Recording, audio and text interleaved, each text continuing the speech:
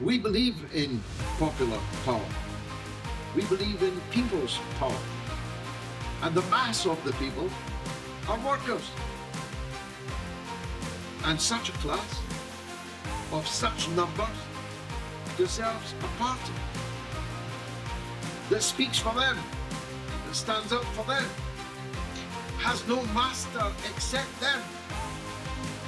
And the Workers' Party seeks to be that party.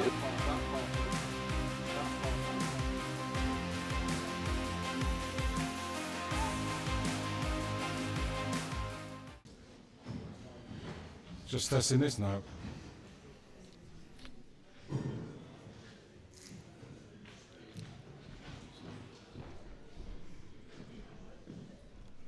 Okay with that, Alan? Yes?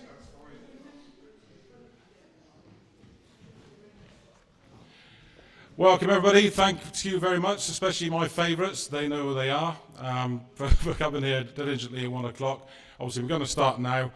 This is a Workers' Party rally, it is open to members and others.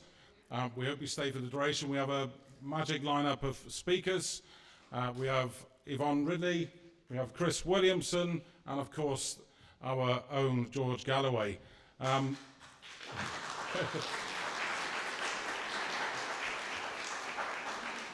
We'll also have Shanaz, who's our national organiser, because this is about a rally for the next local elections. So will be focused around that. Hopefully we'll get through the speakers and we'll have a bit of time at the end. I forgot to introduce myself. I'm Andy Hudd. I'm one of the deputy leaders of the Workers' Party. I will be your chair-ish. I'm not a firm chair in events like this, but I will, if we have questions, get us through those in a safe manner. You've all seen the health and safety bit. You've walked past the toilets and the door that you came in is the one you run out of if this place sets on fire. So that's that done. But I wanted to start as a way of introduction because I'm the trade union guy. I wear that particular hat. We have trade unionists in the party, of course, but I sit on the executive of one of the unions. I won't mention which because I get into trouble if I do. But such is the way of the world at the moment. So I'll start with regards to a bit about trade unions. Now, we in the Workers' Party want our members to be members of trade unions. We support the trade unions. We love trade unions, and we'll tell you why in a bit. But it's worth having an idea of where the trade unions are at the moment. And to do that, we need to look at the past. And as a young boy, when I was growing up, my father was a member of a trade union. In fact, he wasn't the only one. Most, or at least 40% of all working people were members of trade unions in that time. 10% of all industry was in public hands. It was nationalised. We owned it. We had, trade unions had more liberal, shall I say, trade union legislation to deal with that. As I say, they could go and recruit, they could have closed shops, they can take industrial action when they needed to.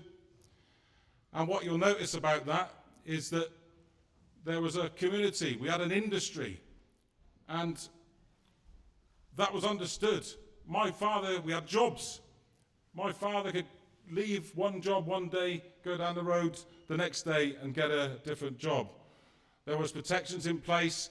And more importantly, and something we stand by, is that we can have one person going out to earn one wage, and that would feed, clothe, house your family, and if you're lucky or unlucky, depending where you're going, have a week in Minehead, which was my case as I was a child. And I don't look at those times through rose-tinted glasses because nothing was perfect then. But when I look at the way the trade union is now, when we fast forward to the situation where we are now, we have a country that's been deindustrialised. We've had privatisation of what were once nationalised industries. We have privatisation through the back door. Well, it's not even through the back door.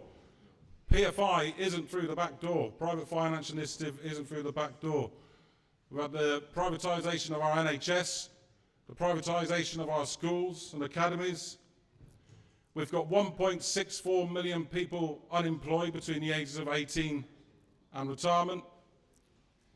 There's no council housing, and that's another thing we think back to when I was a kid. We lived in a council house, and we were quite happy for it. We didn't want to own a house because things were fine. The property was maintained. It was clean. It was tidy. If the roof fell in, the council would fix it. We paid affordable rents. But there's none of that now. There's social housing and all of these other kind of quacky schemes that people might be able to get some kind of ownership of a house in the future, but they're all set up to provide money for the house building people.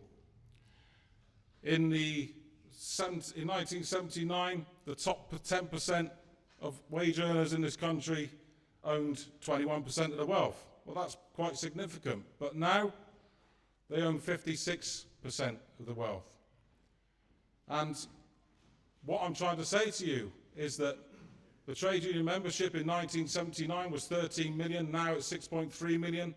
The correlation between the trade union membership and the wealth gap between the poorest and richest in this country are a direct correlation in my view.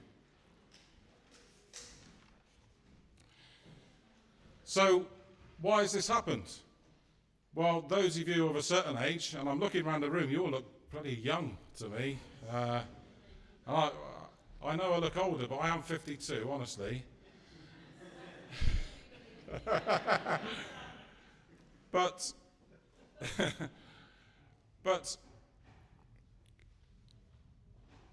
so, yeah, I've thrown myself now. How's that?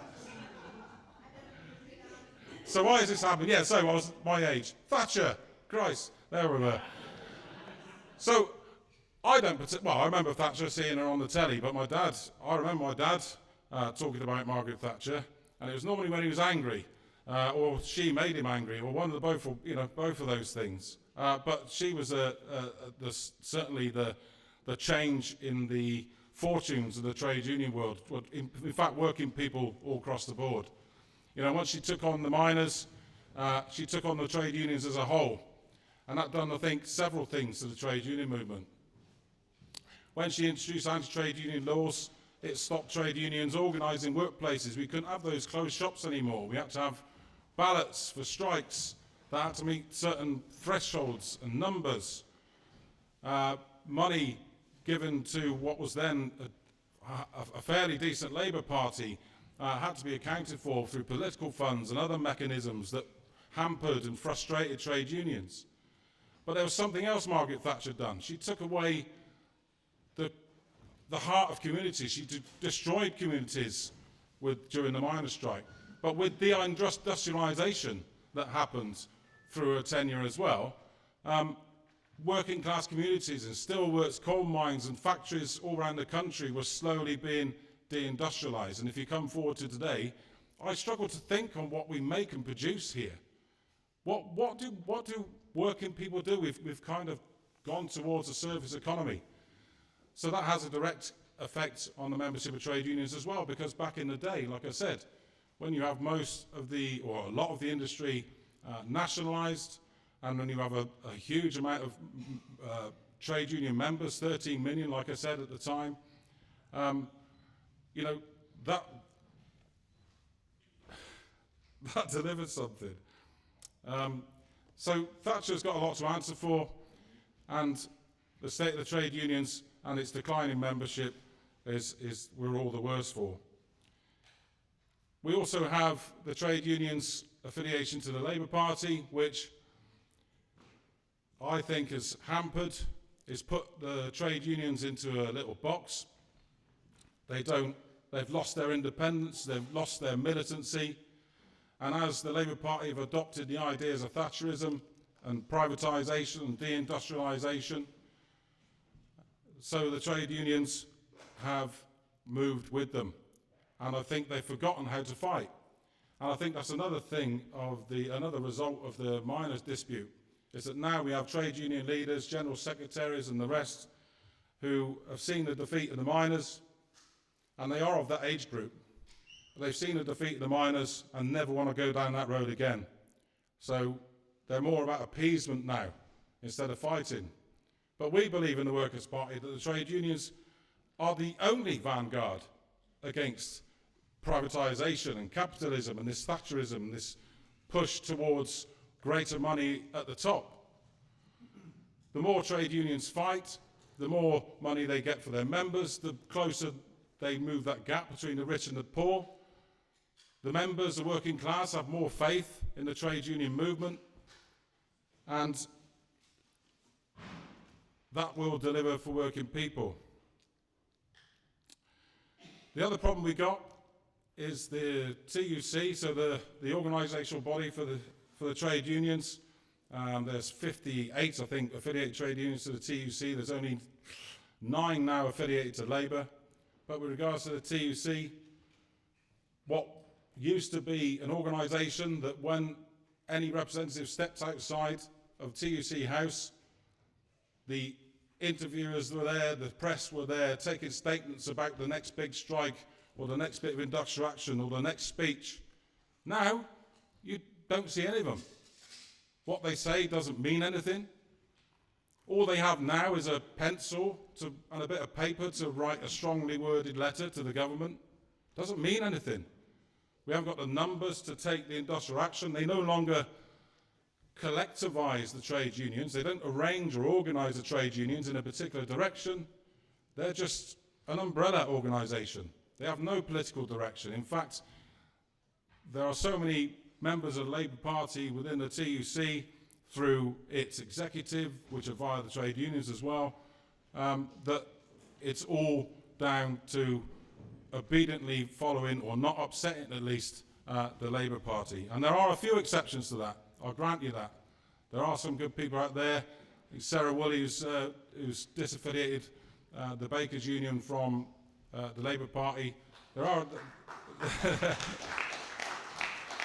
a few exceptions.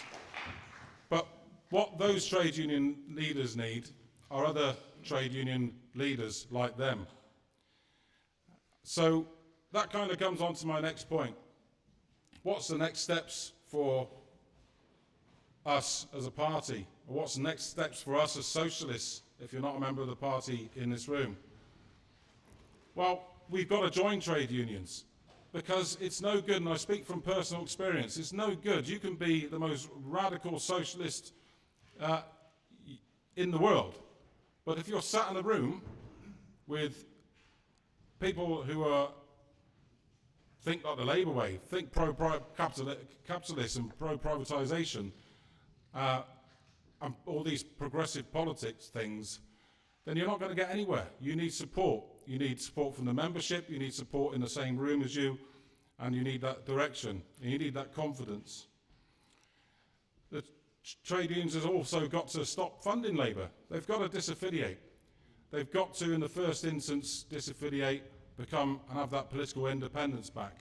Because at the moment, it's the tail wagging the dog. The trade unions were set up the Labour Party. It's theirs, they own it, they bought and paid for it, then they still pay for it now. Between £5 and £10 billion every year goes to the Labour Party, and what do they get back in return? Well, nothing. It's like the Stockholm Syndrome. It's almost like they get abused every day, every week, every month, every year. They're told that they will get new workers' rights, that society will change, their members will be respected and listened to, that they'll be listened to in the Labour Party democratic structures at Congress and conference, and all these promises, and that never materialises. Indeed, what they do get are half promises, lies, and half truths. The New Deal for Workers, whilst it's got some good stuff in it, it's far removed from the wish list and demands that were made by the trade unions some years ago now, when this was first lauded about.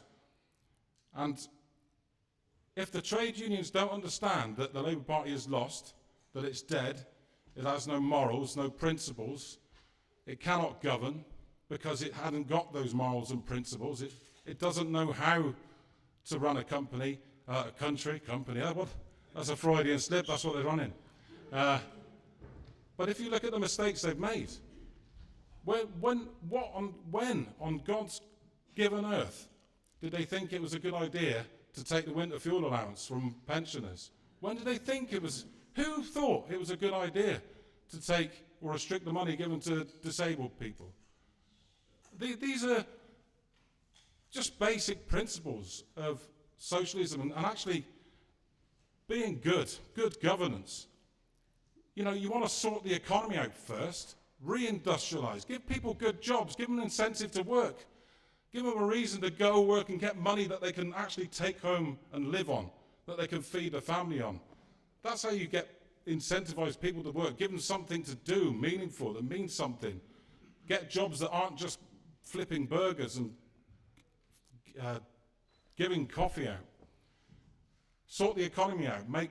Reduce the gap between the rich and the poor, and then you get back to what you see then is you can deal with those other problems. Once people are safe and secure and got decent jobs, then you can look at those other things, but you don't do it as the first thing, for the love of God.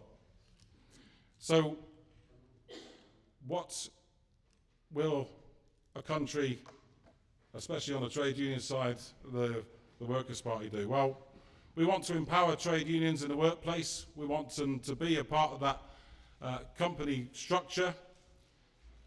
We're going to repeal the anti-trade union laws. We want to reindustrialise as a part of that. Want to bring things back into public ownership. And I don't mean, as George, I like his line on this, we don't want to go to a publicly owned barbers, but we do want to own the things that we need to survive.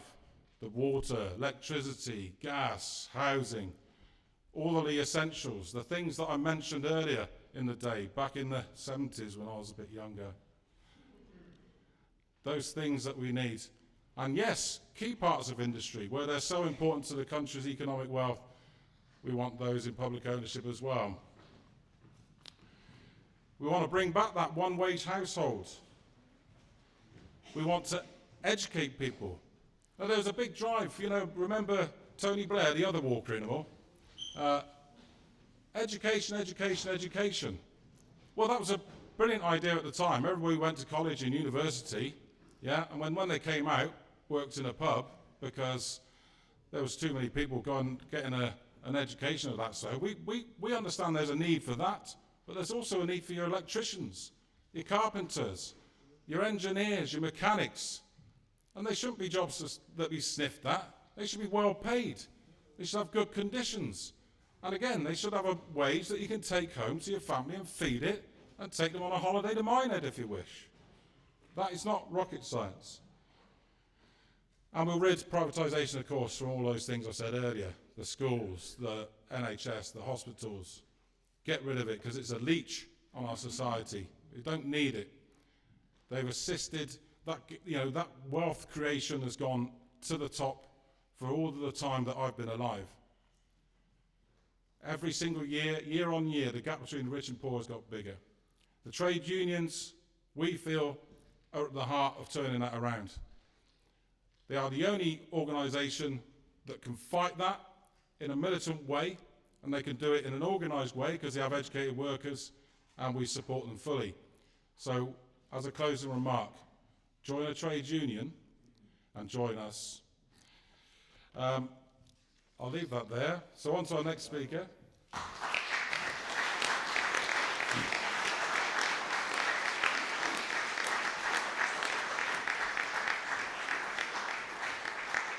So the lovely Shanaz, who's our national organiser, is going to give us an update.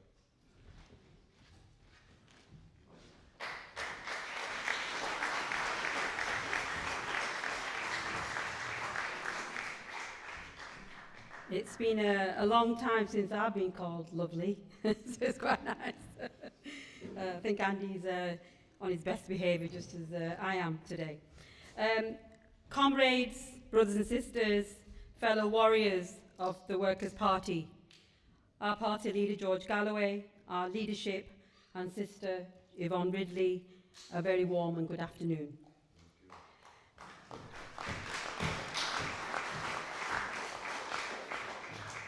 20 minutes, they told Churchill. He had 20 minutes to save civilization in 1940. And we have 20 minutes to ignite the revolution in our towns. So we lean in, we listen hard, and we feel the power that we are about to unleash. And I say that to our media out there. And you. So let's start with the scale of the battle, while we have to be an army, not a mob. They call us dreamers, idealists, sentimentalists, and we dream of homes without damp, of streets without fear, of jobs with dignity. But comrades, dreams without discipline are dust. Passion without precision is powerless against the cold, calculating machine of the establishment. They have focus groups, they have billionaire backers. But what do we have? We have the truth, we have justice, and we have people. But hear me, truth needs a trumpet. Justice needs a strategy, and the people need a well-oiled machine. The administration engine is our secret weapon. And you hear, you're part of that. Inside this party right now, we build not just manifestos, but a war room. Think of D-Day, think Normandy. We had an event not long ago, a victory day, in memory of those people that died for what we continue to believe in. Not a single landing craft can be launched without meticulous planning. And from this moment forward, branches are our barracks, every ward, every town, every fortress, every drill, weekly drills, not just rifle practice. Our data practice, who's the unemployed, who's the sick, which landlords are evicting, which bus routes are gone, we will map it and we will own it.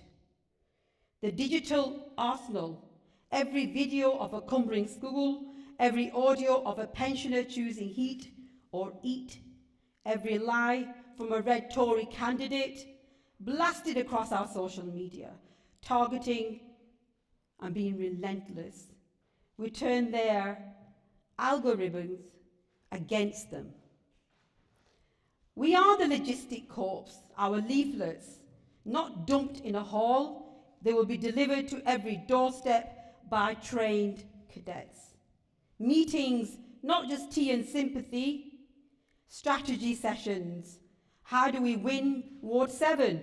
How do we expose Councillor Slick? Discipline, logistics and coordination. This is the steel beneath our socialist soul. And coming from the northern heartland, betrayal and our battleground.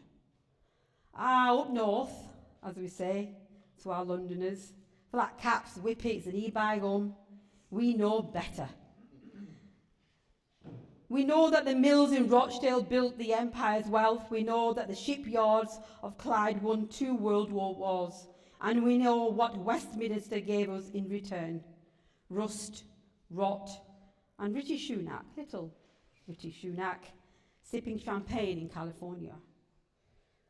The reality they ignore. So walk down our high streets, see the pawn shops where the factory stood, smell the damp in the flats and call what we call home. Almost half of the population witnessed child poverty in Blackburn. Buses cut so the old lady can't get to the hospital.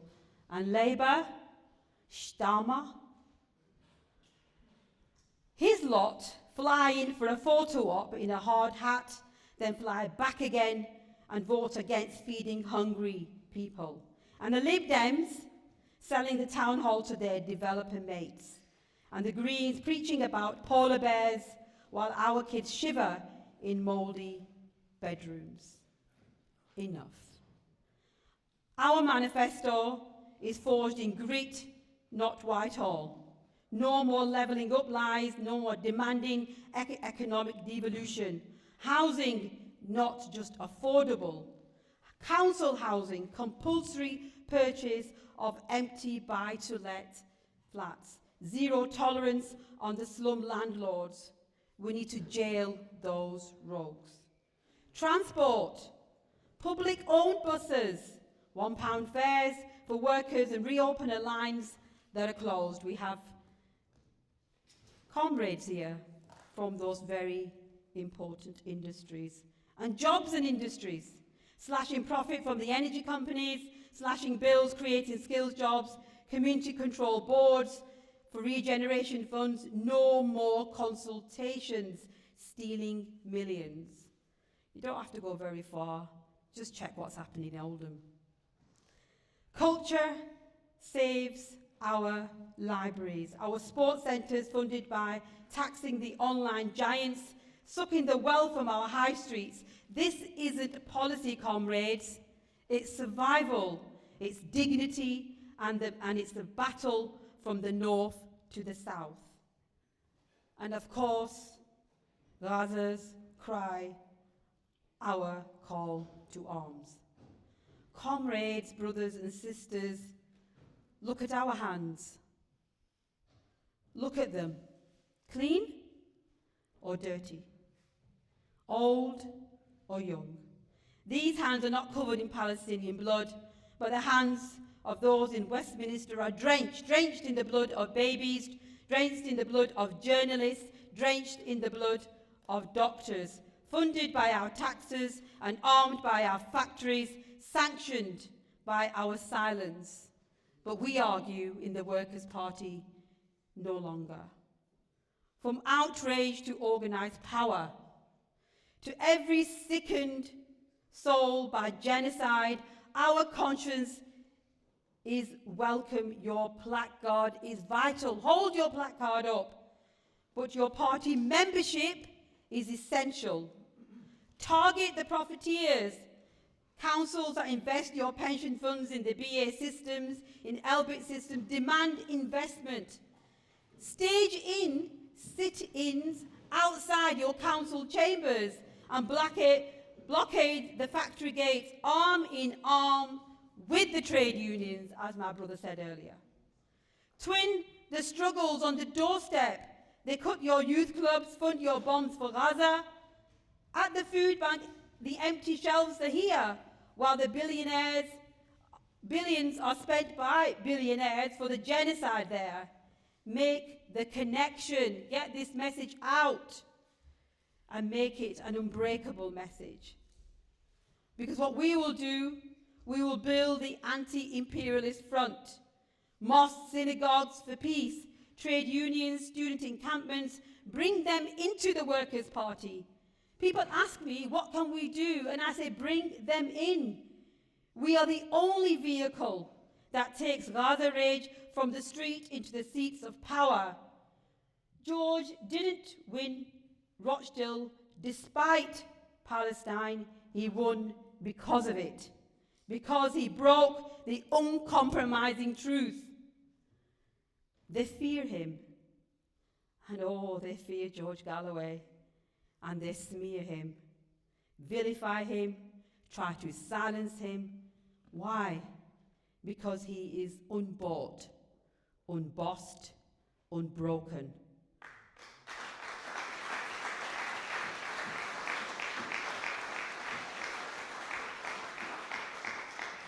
But comrades, this is not a one-man band. George is our battering ram. He smashes down the gates of their lies. He exposes their corruption on national TV. He stands unwavering with Gaza. But you are the army that storms through the breach. And George's role, media firestorm, parliamentary scrutiny, mobilizing the moral outrage of millions, he is our voice in the lion's den. Your role, the collective vanguard. George backs you, and you don't just back George. Salford decides Salford's future, and Glasgow sets Glasgow's priorities. Democratic centralism, it means unity in action, not stifling a debate, but once decided, we move as one iron fist. George provides a national platform, the national strategy, the vision, the unflinching courage. You provide the local knowledge, the street credibility, the day-to-day grind of victory, and together we will be invincible. So the final summons forge the future of the fires that we are igniting in 2026. So come on, comrades. Let's sharpen our minds, study the ward profiles, hone in the words, master the 3 killer local stats, strengthen our bodies, lace up those boots, fill your hearts with rage against injustice, with love for our people. From the shipyards of Clyde to the valleys of South Wales, from the mining towns of Yorkshire to the estates of East London, the people's surge moves forward, house by house, street by street, ward by ward, council by council. We go with George's voice ringing in our ears. We go with Gaza's cry burning in our hearts. We go with the unbreakable will of the northern working class in our bones. We go with the most formidable machine for justice this country has ever seen taking shape in our hands. Because in May 2026, we won't just win seats, we will seize the ground. We won't just make noise, we will shape our destiny. We won't just protest, we will govern. For the workers, for Palestine, for socialism, power to the people, power to you. Thank you.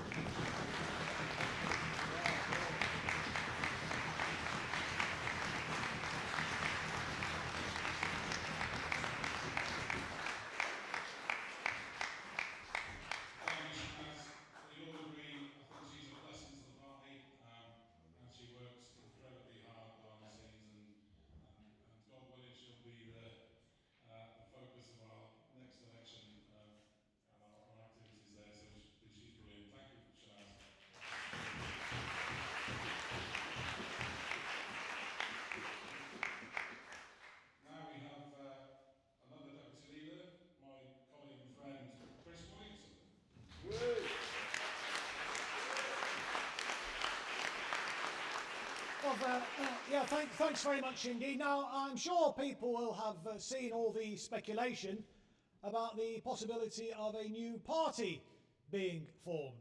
But a new party already exists. It's the Workers' Party of Britain, and we've been around for 5 years now. And we are the only party which is steadfastly opposed to the neoliberal disaster that has befallen the country for the last 50 years. This is directly responsible for the grotesque levels of poverty that we see in our country today. One of the wealthiest countries on earth, the 6th biggest economy in the world, has 14.5 to 15 million people living in poverty. What an absolute outrage and a scandal that is. And that is entirely down to this political duopoly that we've seen holding sway, well, for the last 100+ years in reality. But that political duopoly, Labour and Tory, or Tory and Tory as it is really today, have both fully embraced the neoliberal agenda. And it didn't start with Margaret Thatcher either. Yes, she turbocharged the whole neoliberal agenda, but it started under Labour. It started under Jim Callaghan and Dennis Healey. Dennis Healey, for the younger members of the audience who don't know, was the Chancellor of the Exchequer, and Jim Callaghan was the Prime Minister who replaced Harold Wilson. And that Labour government got elected on a commitment to bring about an irreversible shift in the balance of wealth and power for working people and their families.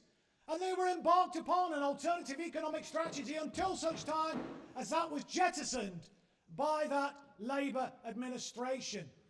They were the midwife to Thatcherism. They paved the way to the so-called winter of discontent, because Healey went to the International Monetary Fund on a false premise to borrow $3.9 billion.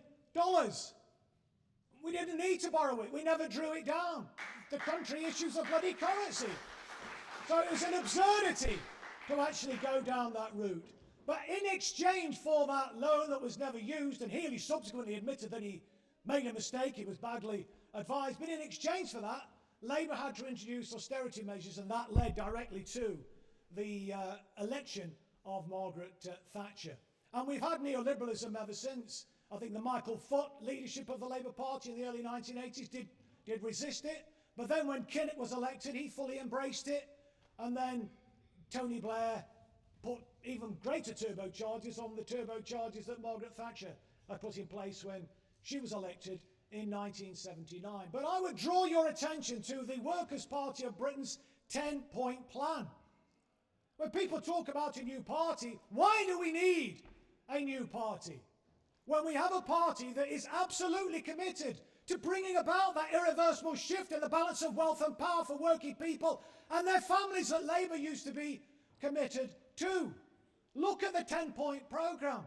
Look at the commitment to bring public utilities back into public ownership again. It's a scandal, isn't it? The gas, electricity and the rest of them are used as a cash cow for the wealthy elites in society, for the corporations who are ripping people off. We've got the most expensive train fares, the most expensive gas and electricity prices, and the worst services in Europe.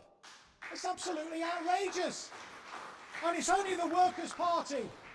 It's only the Workers' Party that is absolutely committed to bringing about that irreversible shift in the balance of wealth and power, and rejecting in its entirety the whole neoliberal agenda. And the first clause, the very first clause of the Workers' Party's 10-point programme is to oppose the imperialist wars, which we've seen over the last 50 years or longer, haven't we? And to exit from the North Atlantic Treaty Organisation, to leave NATO. Some people say the Green Party are the saviours, but the Green Party signed up to supporting NATO. The Green Party embraces neoliberalism, as all the other political parties too, and I'm fearful that if some other party does emerge, led or not by Jeremy Corbyn, it will similarly embrace aspects of that whole neoliberal agenda and be focused on the whole identity politics agenda. Now, we reject identity politics. That's not to say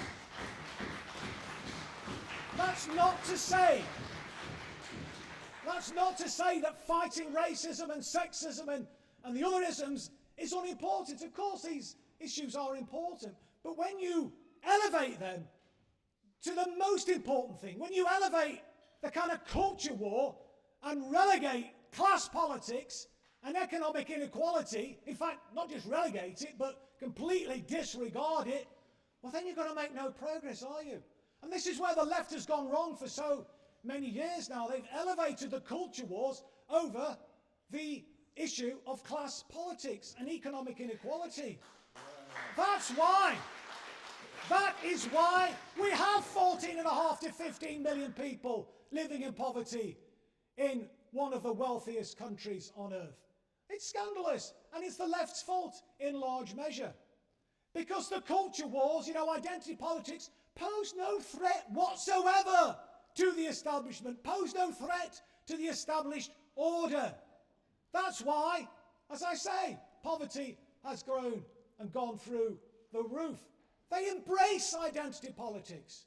You see the ugly spectacle of the likes of Raytheon and Lockheed Martin, these amoral arms manufacturers, joining in the Pride marches.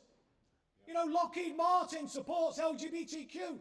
I mean, they should bloody reject it. What on earth are they allowed on those marches for in the first place? They have no place there whatsoever.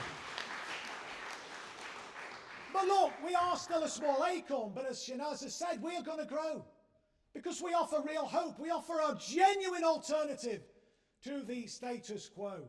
And where we start is in local government. And that's one of the things we're doing today. We're launching our campaign for next year, and we're aiming to have at least 1,000 candidates. We hope that, we may take control. I'd love to see us take control of some local authorities, because we can bring about a renaissance in what used to be called municipal socialism. Do people remember that? If you think about it, going back to the Thatcher days, it was local government, the municipal socialists, that were a bulwark against Thatcherism. In my own county of Derbyshire, the Greater London Council in Sheffield, and in towns and cities all over the country.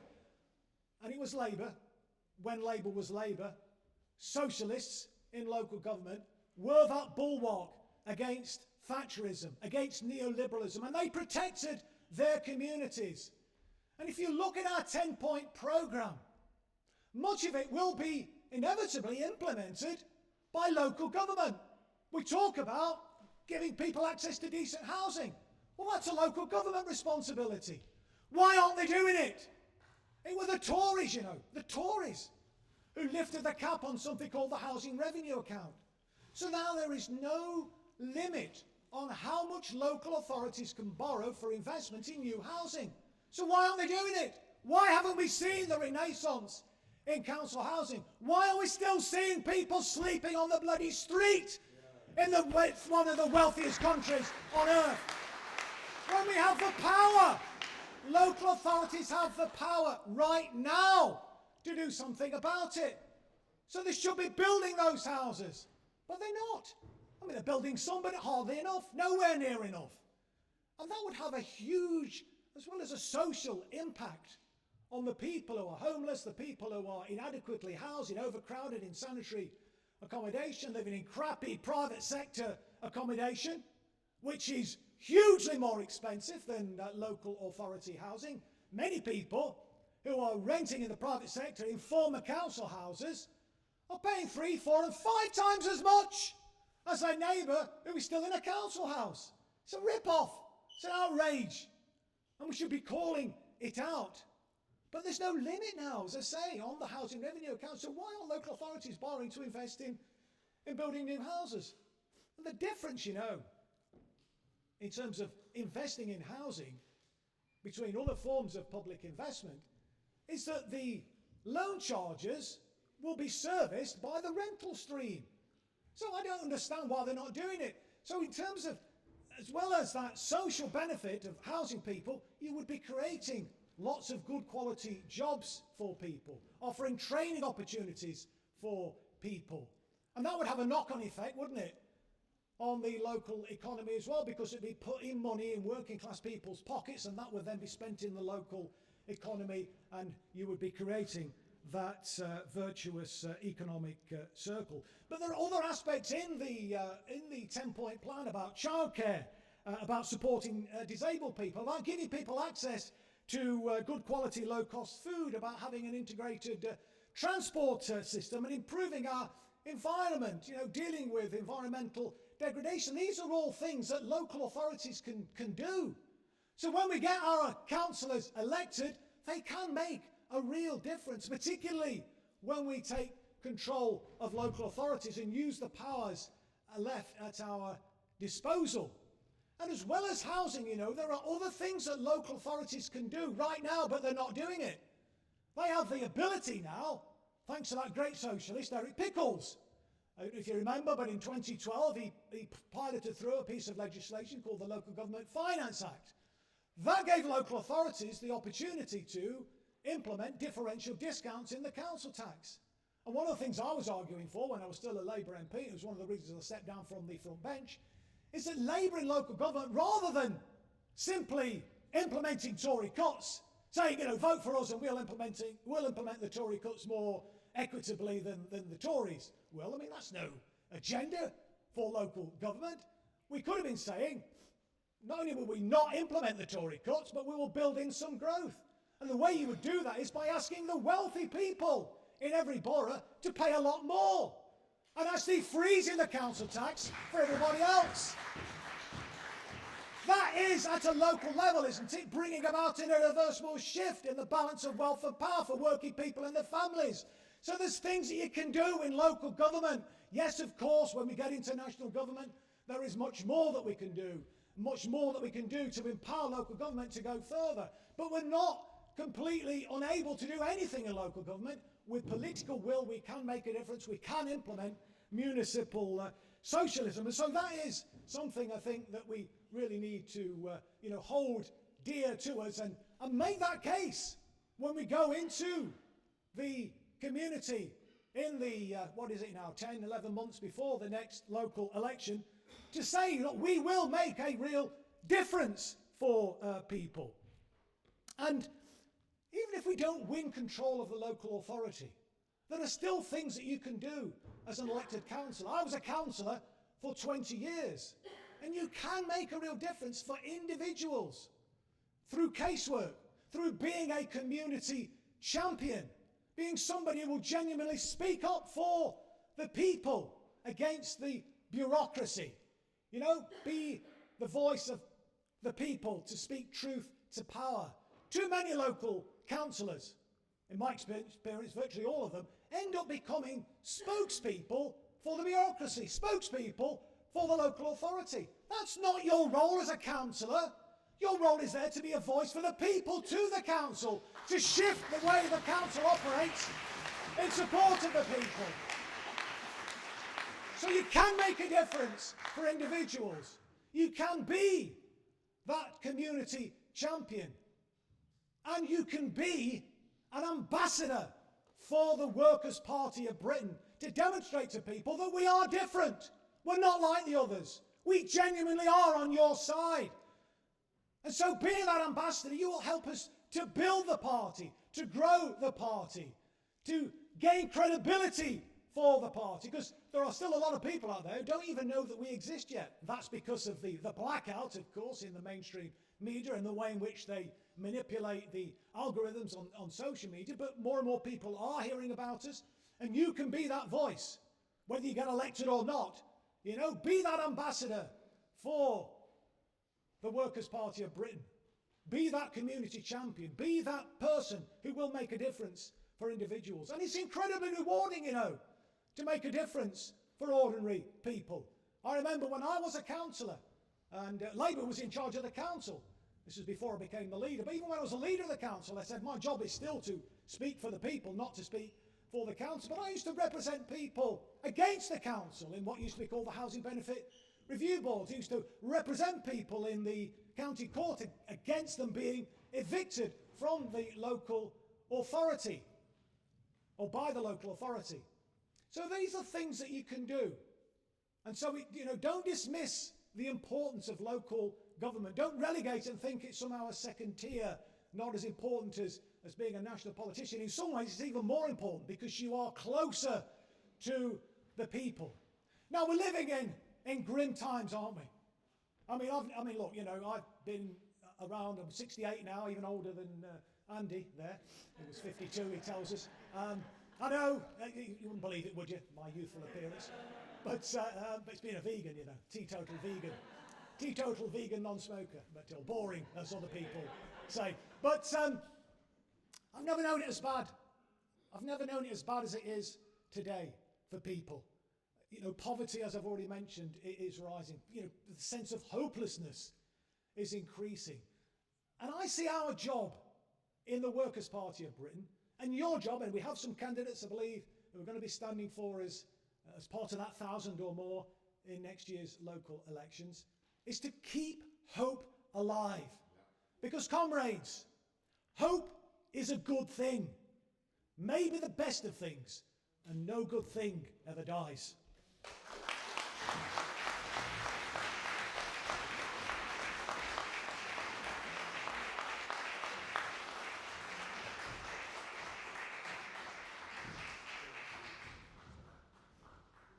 Thank you for giving me this moment to introduce the next speaker.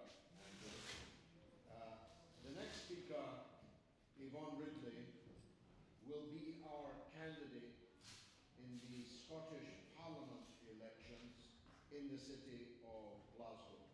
Her name is Yvonne Ridley. I was reading the news about the crazy sacking of Ruud van Nistelrooy by Leicester City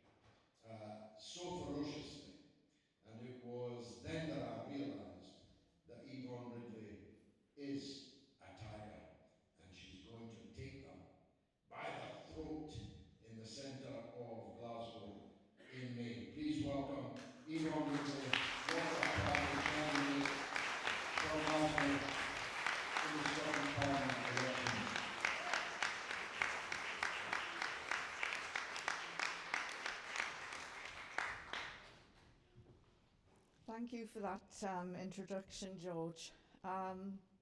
Brothers, sisters, comrades, it really gives me great pleasure and pride to be here today as your candidate for Glasgow Pollock, which is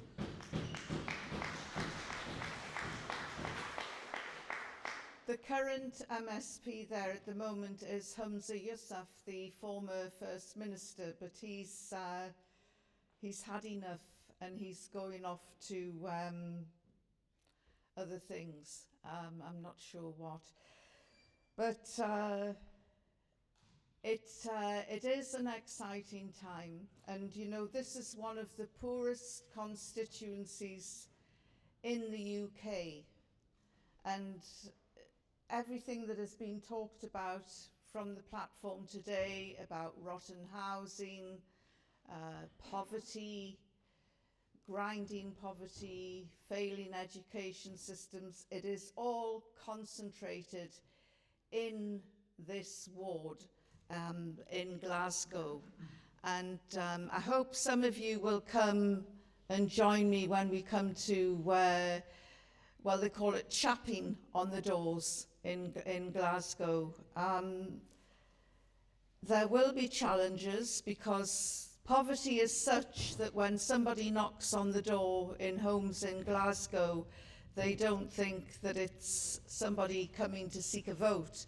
They think it's the debt collector or the rent collector or somebody wanting something that they can't deliver.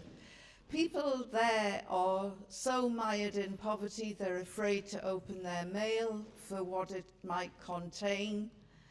And basic services like electricity, water, all of that is in the hands of, well, it's not in the hands of the Scottish people, it's in the hands of those in Westminster. And as we found out, a lot of foreign companies own vital services. When I stood in Newcastle, we discovered that Northumbrian Water is owned by a hedge fund in Hong Kong. Something as basic as water should not be in the hands of an overseas, you know, it's just outrageous. So it's so refreshing to sit on a platform where we hear about the nationalisation of water, electricity, things that should be our right, that should be in our gift. But it's not just basic services that are in the hands of foreign powers. Our RAF jets, we've just found out, aren't even owned by the RAF. You know, they talk about getting battle prepared and battle ready. Well, what's the point if some foreign power is in charge of the fighter jets that are supposed to defend this nation? A hedge fund. Yes, sorry, a hedge fund. And and then you look at the government. More than half the cabinet is under political occupation of a foreign power. Yeah. Israel.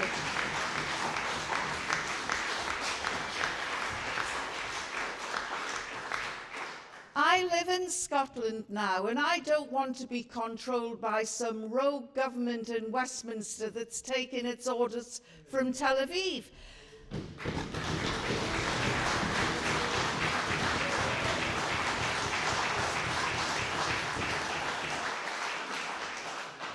And I don't know, I think generally most people agree with me, but some people who aren't aware of the facts might say, oh, that's an exaggeration.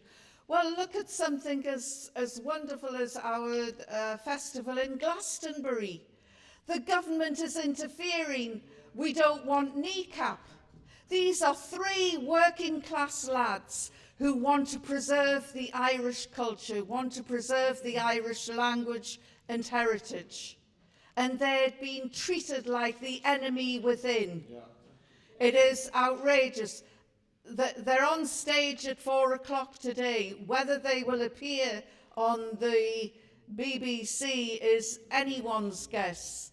But even the BBC is being controlled by Israel. We're finding out that key places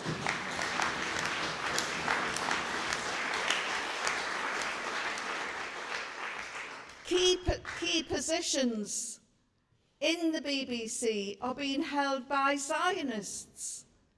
And it's, you know, how is this happening? How have we allowed this to happen? Listening to Andy's opening speech just threw me right back to my first ever job as a cub reporter in Concert. I was going to say Concert, the steel town, but half of you probably go, what? Was there a steel town there? There was. It had 6,000 jobs and about 4,000 jobs that relied on the steelworks being open. And that is when I first saw the duplicity of the Tories. And I would rather shoot myself than ever vote Tory. Because Margaret Thatcher and her henchman McGregor told the steelworkers, you're running at a loss, it doesn't make sense, we're pouring good money after bad, we don't want to support you anymore, unless you can turn the steelworks round into a profit. And those men, they cut their work hours, they did everything, they sacrificed everything they could to save their jobs. And they turned that steel company into a profit-making enterprise for 6 months running, so more than double what the Tories required. But they still brought out the axe and McGregor finished the steel town. Now, this is an important story to remember because free ports will have the same impact as the Tories had in Concert. We're told that free ports are going to be great job creators. Just as the steelworks were told, well, you know, the steelworks are going, but we will give you alternative work.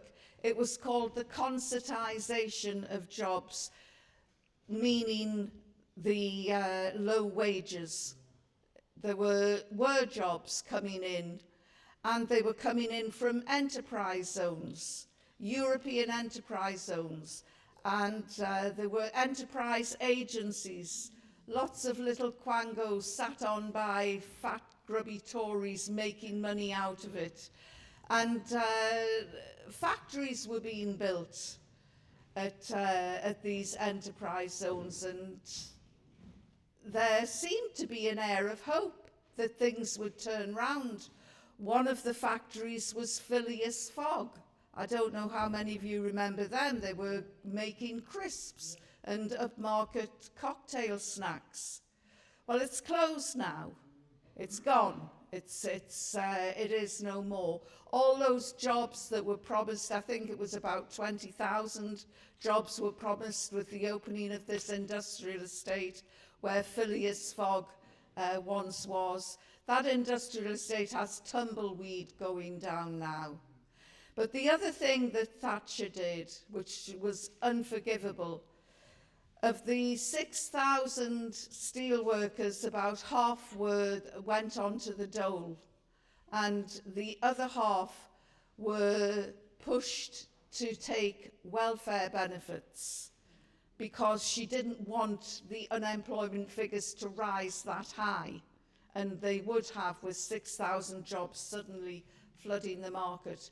So these people were browbeaten into believing, oh, you're disabled, you can't work, you shouldn't try, just fill out this form and we'll do all the tick boxes, we'll sort it out for you. And of course, entire communities were told you're disabled, you can't work, and they believed it. And so people's jobs came to an end at the age of 30, and they didn't work after that because they were told you can't. Now, look at the way we're treating the disabled. They're being told they're shirkers, they're lazy, they're not, they should be working, and they, quite the opposite to what the Tories did. And it is, as George has often said, virtually impossible to see the difference between Labour and Tories. When the steelworks closed, we marched to London. It wasn't going to be a Jarrow march, we didn't have that energy, but people were bussed and trained down to London. And hundreds of steelworkers took to the streets of London and begged to have their jobs saved. And the two local MPs, I don't know if you remember them, Shanaz Saddique and David Watkins, they went there, and it was so embarrassing when we got to Westminster. It was, right, well done everybody, you can go to the pubs now, we'll try and sort out the debate. And there was just this great march, and then they were stood down and told to go away because it was embarrassing having that many Geordies hanging around the grand portals of Westminster. And this is the way that Labour treats the working classes. We're great for a few shouts and a few marches, but when they want us to go, it's get out of our sight now. They don't care about the working classes. And, you know, you don't have to be poor to be in the working classes. For me, it's in my veins. You know, I was born in a region where steel making, coal mining, shipbuilding were the industries of the time. And that has all gone.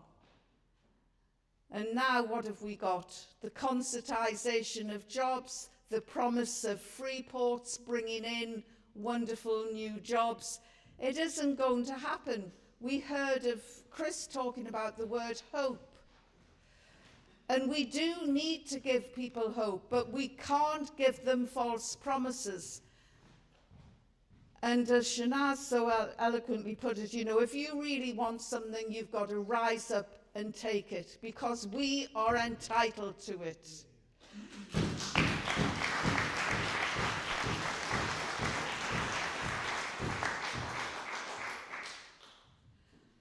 I want to stand up and fight for workers' rights, and I'll be proud to do so. And I think that this party really does represent the working classes of Britain today, and we need to get the message out. We need to let them know that this is happening. And, you know, you're right about other parties. Look at the 10-point plan. It's all-encompassing.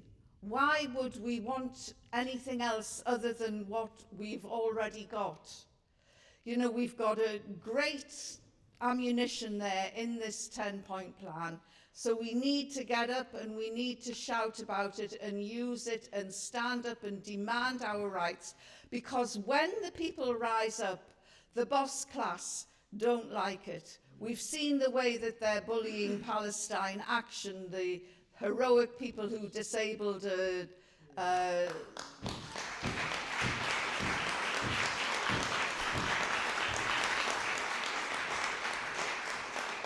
well, I was going to say they disabled a British fighter jet. They didn't. They destroyed something which was owned by some fat cats and rich corporate hedge fund managers. Last year, we saw people stand up and revolt, and that was on the streets of Britain, and that was a terrible situation because the race card had been played very badly by some members of the far right. we need to make sure that that never happens again. And just to clarify, you know, I want to see black faces in high places, but I don't want to see entitled upper-class wretches like Badenoch and David oh God, yeah.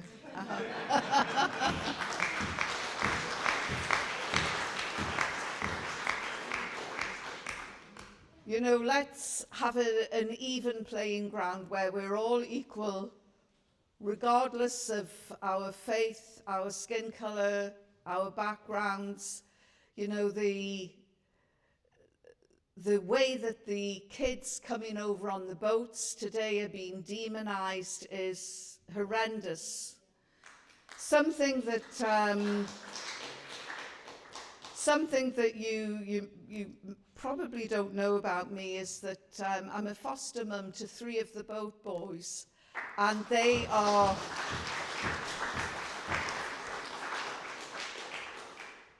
an absolute joy. They have no idea of the hatred, the well of hatred that has been written about them. And it's, you know, they came over because their countries are at war. And these are countries that are still reeling from the chains of colonialism and imperialism and all those cancerous movements that have blighted Africa. It's great to see that African leaders are now starting to stand up and fight back, and they've had enough as well. And the only way that they can get people to take notice is by rising up and telling the American occupiers and the British and the French, get out of our countries.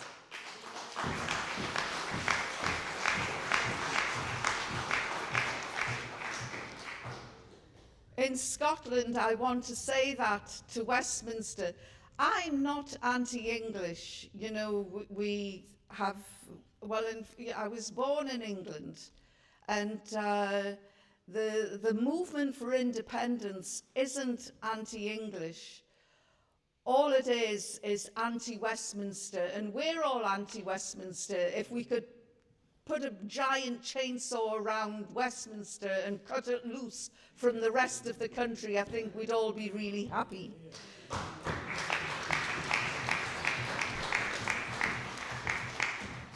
We need to get rid of Westminster. This government is, and I can't believe that I'm saying this after enduring Thatcherism, after enduring Blairism, but this government is the worst government in my lifetime.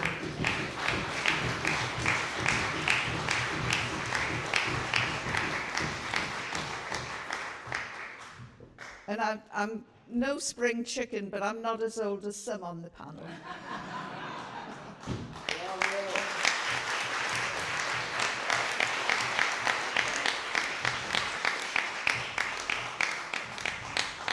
Excellent, Yvonne. Really good to hear. Our next speaker doesn't need an introduction. He's the speaker of truth. He's the thorn in Starmer's side and the slayer of senators, George Galloway.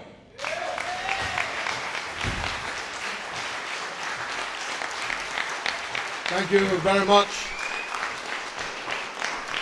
Thank you. Thank you, Andy. Fellow speakers, Workers' Party members and friends, and I hope we have no friends left at the end of this speech, which sometimes happens. But I really mean I hope that anyone who's here who's not yet a member of the Workers' Party will join. It's been a smorgasbord of wonderful speeches from the backgrounds, various backgrounds that the speakers come from, and I think it has been live streamed on Twitter, so you can watch yourselves on catch up. And a big thanks to all those who organized this, and as always, a big thanks to the brave people of Venezuela, whose embassy owned this building and who always, without fail, make it available to us. We stand with them now and always. The launch of an election campaign, I think Chris said 11 months, 10, 11 months, hence might be thought to be premature. But it isn't, because we are still appealing for candidates. And we need it to be known that we are on the battlefield and we are waiting for others to join us. So if you're watching this and you'd like to be the kind of councillor that Chris Williamson so admirably described, a champion of the people, an innovator using the limited powers that our local government has, then join us. Tell us as quickly as possible that you want to stand where you want to stand, and we'll do everything in our power to help you. In Scotland, we appeal to people like Yvonne Ridley to be our candidates in the Scottish Parliament elections, because that too is an important battleground. We are on the march. We've been on it for quite some time. We are 6 years old. Last July, we got the biggest vote of any socialist party ever in the entire history of this country. 210,000 votes. And they haven't gone away, you know, and they cannot be disregarded. I do hear, I've been hearing it for 6 years, that there are new parties that are going to be founded. I too regret that such people did not join the party that already exists and got the biggest vote that any socialist party has ever got, more than double the nearest competitor. But if it's going to happen, my first question is, what kept you so long? Would have been a much better thing to do this 6 years ago, 5 years ago, 4 years ago, 3 years ago, 2 years ago, 1 year ago, and I'm not even sure that it will happen this year, if it happens at all. But if you are going to do this, I'm not sure why, after 40 years of friendship, you haven't mentioned it to me. I'm not sure why you haven't mentioned it to your most loyal lieutenant on the front bench when you were leader, before you threw him under the bus, Jeremy.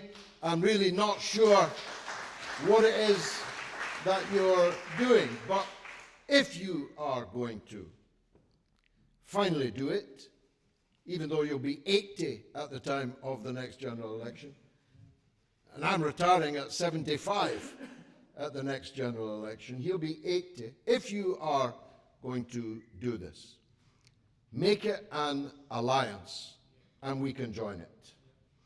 That means we'll have our own independent policy positions, but we will gather under your banner to fight elections as a coalition, like the Respect Coalition that Yvonne, as I told you, stood for in that Leicester by-election. But if it is a party designed to exclude us, that would be not just a pity, that would be a crime. That would be a crime.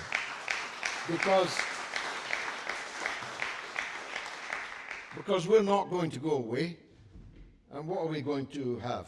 Are we going to fight each other in council seats? Neither do we care, as is evident from this audience, what colour you are, where you came from, how you pray.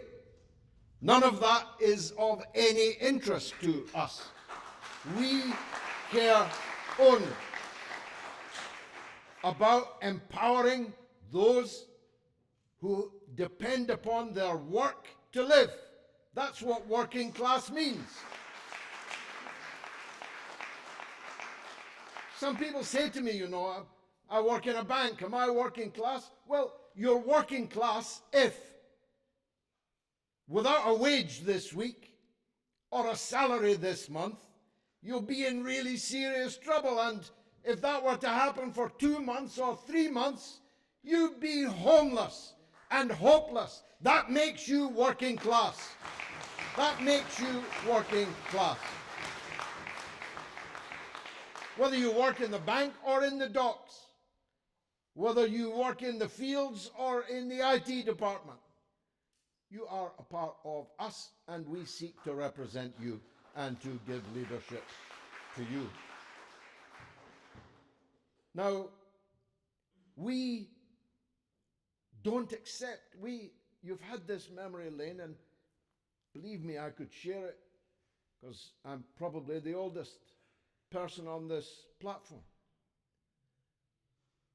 If you'd told me when I started out in politics that there would be no steel in Consett, that there would be no coal in Yorkshire, that there would be no shipbuilding on the Tyne, if you had told me that everything around us and outside, which has been made, manufactured by somebody, that virtually none of it would have been made or manufactured by us, I would never have believed you.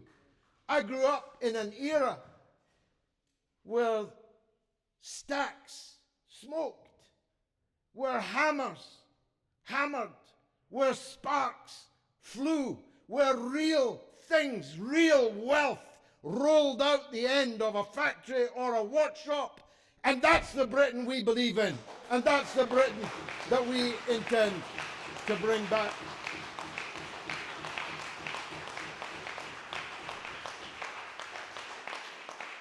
There's not enough tourists to sell ice cream cones to. There's not enough tourists, given the state our country's now in, with rising crime and dilapidated infrastructure. There's not enough tourists to serve macchiatos to. We have to put our people back to work making the things that we use. It's not that we don't use them. This was made, that was made, that was made. Everything is made. It's just not made by us. And it must be made by us again. That's the Britain we believe in. And therefore we have another difference. We are totally in favor of a clean environment. Chris mentioned it in his speech. I myself am probably the country's biggest enemy of plastic. If I find plastic in my children's toy box, I throw it out. I threw out a bow and arrow just last night because it was made of plastic. We believe in a clean and green future, but we reject net zero. We reject it because it can only mean further deindustrialization. You can't bring back the industry I'm talking about and have net zero. Not by 2050, but they're now talking about it by 2030, which is almost upon us. It's absurd. You cannot tell everybody who's got a boiler they've got to have a heat pump in a cold, damp house. You cannot force everybody into electric cars when there's simply not enough infrastructure to sustain it.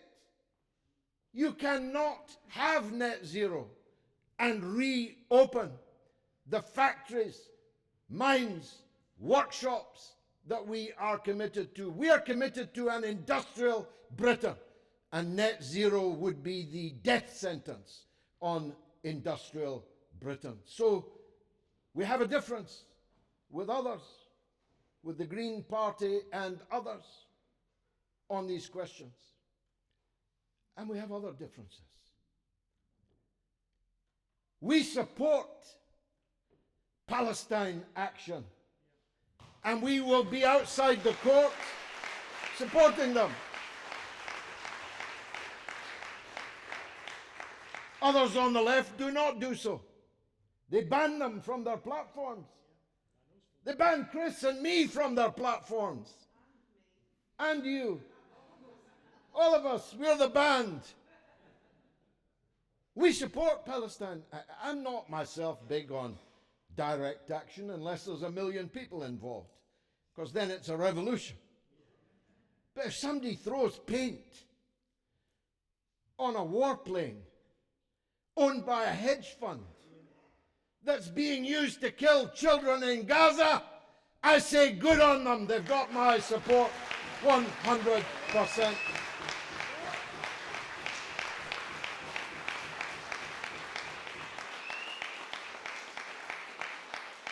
So that's another difference between us. And on the subject of Palestine, we have no equivocation at all. We support a single Palestinian state from the river to the sea. Palestine must be free. That's our policy.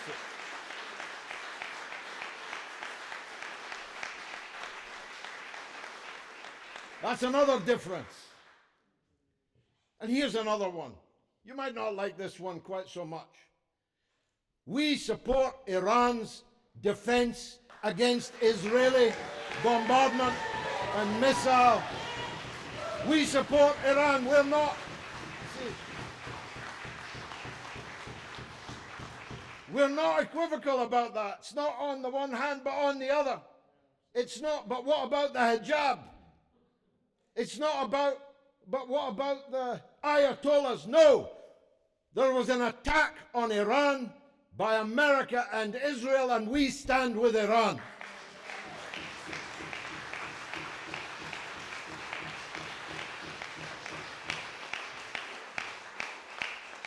So that's another difference.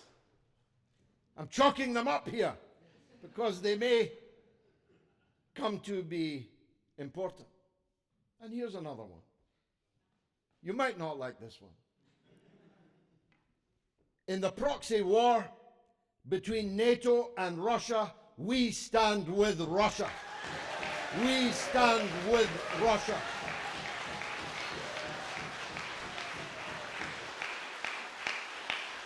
See, there's no room for equivocation on that one either. NATO is our enemy. It is our enemy. It's the enemy of all good people and things. Labour wants you to double the money that you're spending on NATO. Double it. We can't even pay what we're paying now without cutting our old age pensioners' cold weather payments. We can't do what we're doing now without hammering our disabled people. Imagine a Labour government kicking away the crutches of disabled people in the name of Labour. What kind of Labour is that?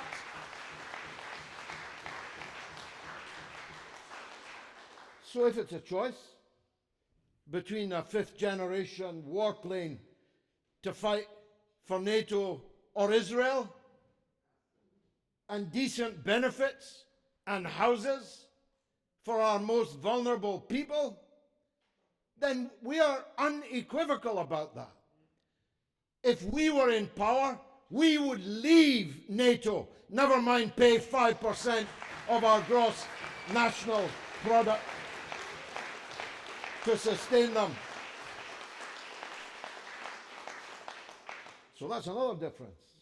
I better stop listing the differences for obvious reasons. Friendship amongst them. So we did really well in July. We came second in various seats, and we aim to come first in those seats and more next time. But an essential building block of winning parliamentary power is to get into the town halls. We have councillors in London, in Manchester, in Rochdale, in Halifax. Do we have anywhere else? If I've missed you, forgive me. But that needs to be doubled, trebled. We need to be on the battlefield and in the town hall, up and down this country. And the people who get elected as councillors in 2029, we hope they'll be standing for Parliament and form part of a significant Workers' Party group in what might be a very interesting Parliament next time. Don't be fooled by the massive parliamentary majority Keir Starmer's got. He looks like a man on the edge of a nervous breakdown to me, so the majority isn't allowing him to sleep well at night. There's a newspaper headline, best one I've seen, out this morning. Starmer looks like a terrified, bespectacled supply teacher, unable to control a group of 12-year-old girls in his classroom, and that is exactly what he is looking like. He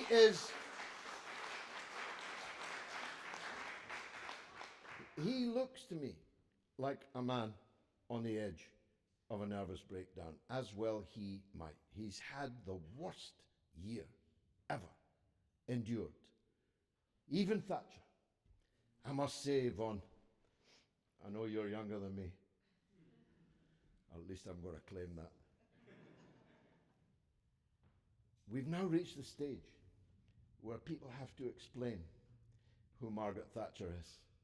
Soon we'll have to explain to people who Tony Blair was. We've lived through it all. I got into a taxi at the station, a friend of ours driving it, and he played me a message from one of his friends. In it, he revealed that he's been following my political work since the 1970s, which was a problem because I told the wife I was only 45. But it is true. I have to confess, it is true.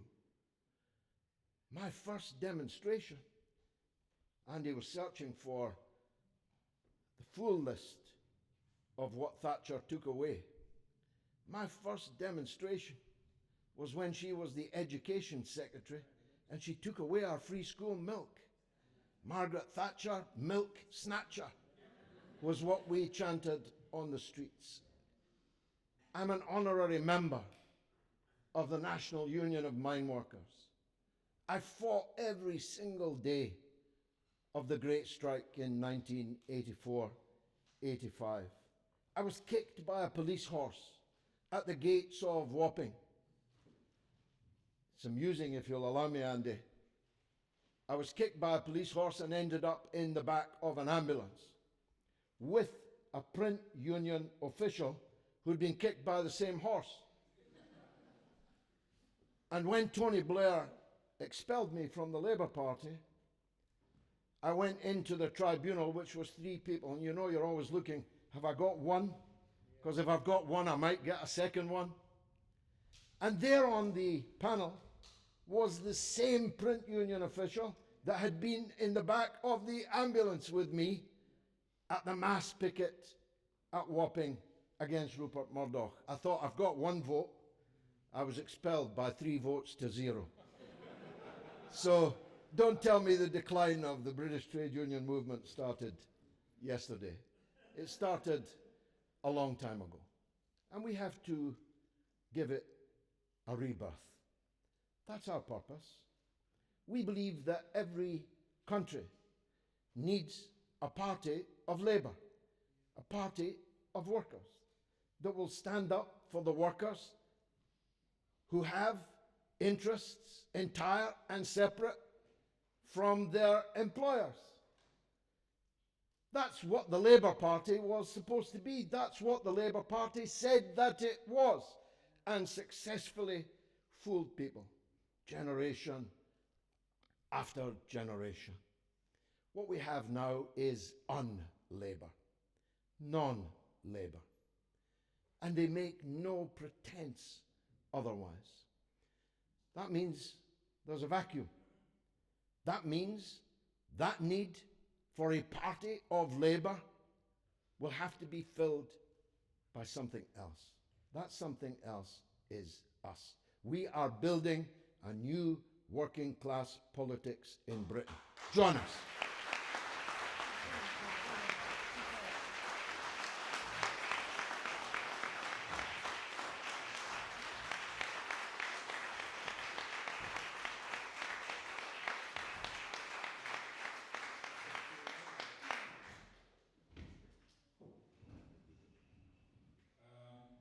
Brilliant, excellent.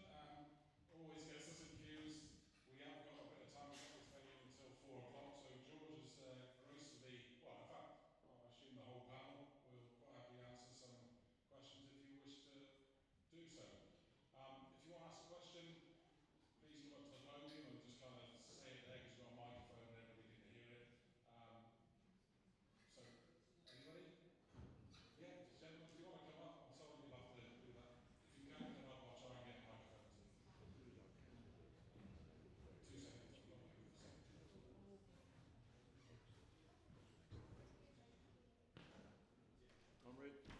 Comrades, thank you very much. I've been, I've attended quite a few meetings, as I'm sure all of you guys have. But it's always energizing when a bunch of people actually speak from the heart and speak truth. And I think that's the core of this party. So that's the first thing I wanted to say. I feel energized again from listening to you guys speak. So thank you. My question is around the local government piece because, as I'm sure people hear, I've been a local councillor in the past. And very much it's a kind of a stage-managed affair. It's like a bit of a crooked borough. You know, your councillor is there as a lipstick on a pig to sort of basically embellish the local decision-making process, whoever controls it. I was absolutely fascinated, Chris, by you talking about what the empowerments are that we could work within. Is there a plan to put together this list of empowerments, these lists of things that we could do?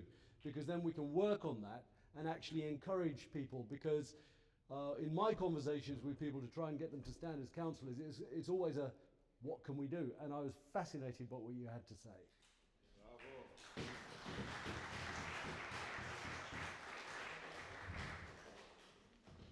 That is a very good idea, and that is something that we will certainly put together, hopefully as a way of encouraging people to put themselves forward.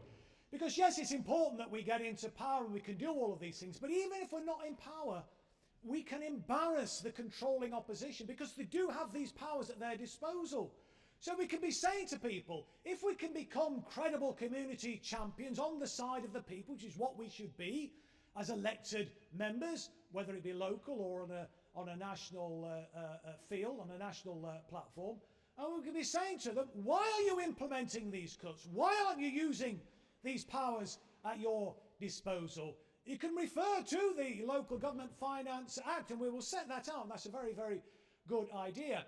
What we were told, and when I was on the front bench, it was the reason why I stepped down from the front bench, because I was advocating this as a way forward, because Labour authorities were just simply, as I was saying in my speech, implementing Tory policies. And I said, well, look, what we should be saying is we will actually stop those Tory cuts and start to implement growth. Now, one of the reasons why some of the local authorities who got close to going forward with this idea was that we have to go to a referendum and we might lose the referendum. Well, you must be a bloody poor politician if you go into a campaign and say to people, not only are we going to stop the Tory cuts, but we're going to build in some growth and we're going to consult with you where that increase in public services should come from, and we're going to, depending on how many properties in the higher council tax bands you have, we're going to ask the people, the rich people in the borough, to pay a lot more, and we're going to either cut or freeze your council tax. Why wouldn't you win such a scenario? And similarly, on the housing front as well. So yeah, absolutely, we will do that.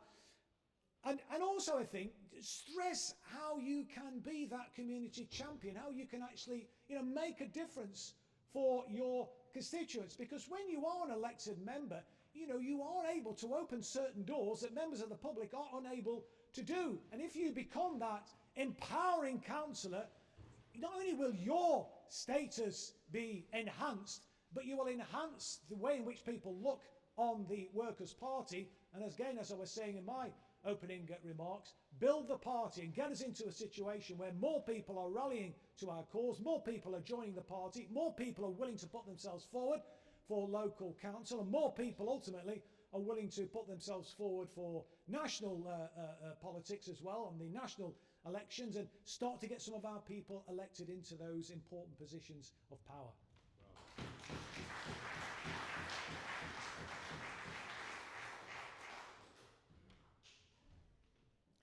Right, thank you. Is it okay if I just say something before I get to my question? Well, yeah. Is that okay? Right, thank you.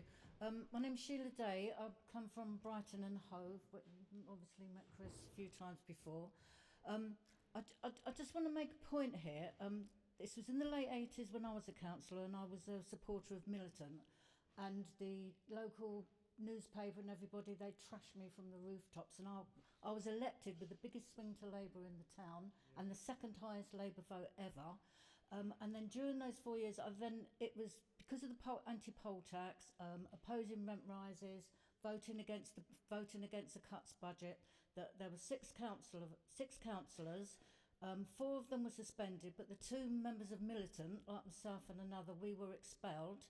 And I feel like, and I'm making references now to older people, in that for those of you who remember Monty Python, Militant, and I think the Workers' Party fits that now, we're like the Judean People's Front, and the People's Front of Judea hate us more than they hate the Romans, because that's just sort of seems to be how it is, and the left are fractured. But I do want to say one thing, on the point of identity politics, this summed it all up for me. On the week that the Supreme Court declared that a woman was an adult human female, there was a demonstration against this for trans rights organised by various people, including the Trans Liberation Front in Hove, at the Brighton Clock Tower, and there were nearly 1,000 people there. 2 weeks later, the Trades Council in Brighton, we had to cancel our annual march because there were so few of us, it would have looked embarrassing for us to be walking through the town. So I think if anybody thinks that ID politics hasn't taken over class politics, you just really have to look at that. So on the question of standing in Hove, there's a huge move towards the Green Party at the moment, because people are saying, well, at least they're not as bad as Labour. But, we're all fed up with choosing between the less evil. We don't want any evil at all.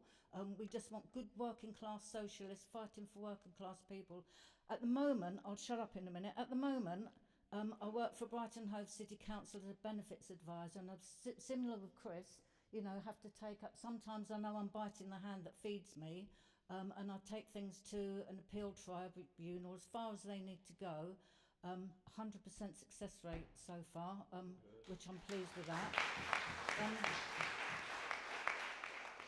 But what we had, and I think people need to know this, Peter Kyle, the MP for Hove and Portslade, him and his sidekick, Chris Henry, Chris Henry was involved in an email exchange with a Muslim woman in Hove, and she spoke about the Zionists. Chris Henry wrote back and said, you can't talk about Jews like this. And there was a few emails backwards and forwards, and she said, I've never mentioned Jews once. You have.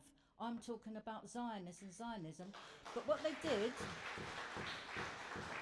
this is really scary, and be warned for elsewhere. Her home was raided at 4 o'clock in the morning the week before last. She was dragged out of bed, a woman in her 60s, and there was a complaint by Peter Kyle and Chris Henry for malicious communication, and she's being charged with that. And that is the sort of country we live in now. And I would take issue with George on one thing when he says that Starmer is the worst Labour Prime Minister ever. I would say it's the worst Prime Minister, Tory or Labour ever. Even the Tories didn't do to us what Starmer are doing to us. So I do have a question. I'll get to it now. When we're encouraging candidates to stand next year, I am a member of the Workers' Party, by the way. I'd think about it myself, providing I retire from the council by then, because obviously I'm not allowed to. But I just think we need to know, what sort of support we're going to get from elsewhere, because we're not strong in Brighton and Hove. I'm the only person I know at the moment. There's people in Worthing, so we just sort of need to get some organisation, get some support for ourselves together, and sort of that's really just my question, just people don't want to be out there on their own. Anyway, thank you both. Lovely.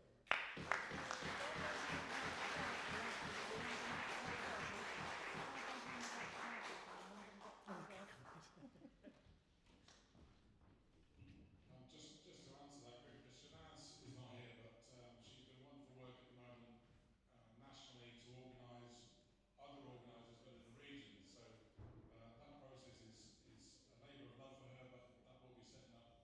So there will be that support from the regions, hopefully come the election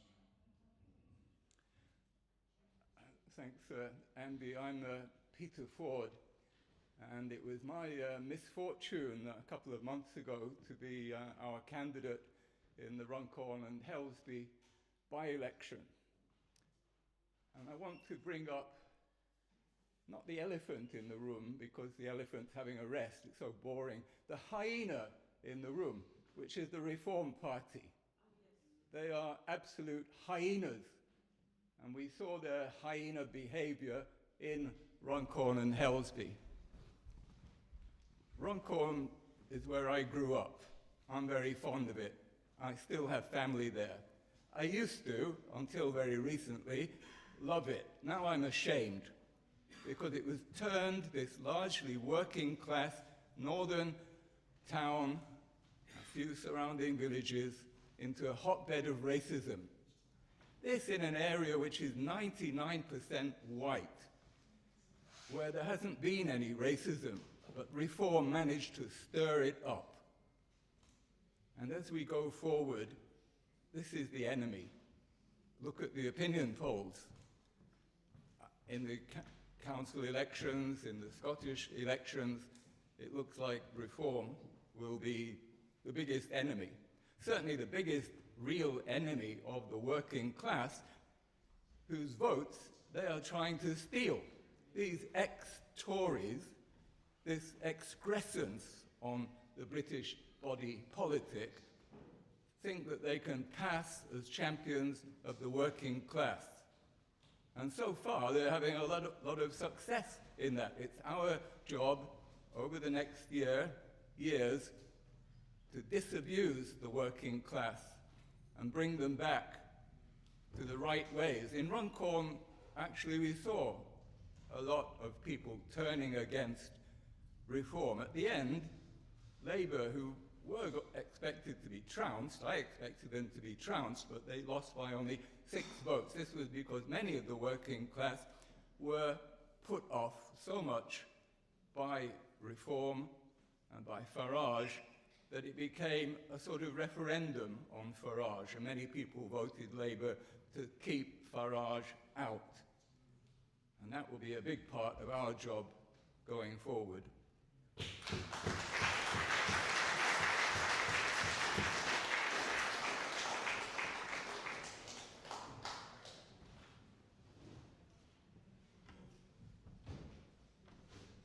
Hello, I'm Susanna Farley from Lewisham.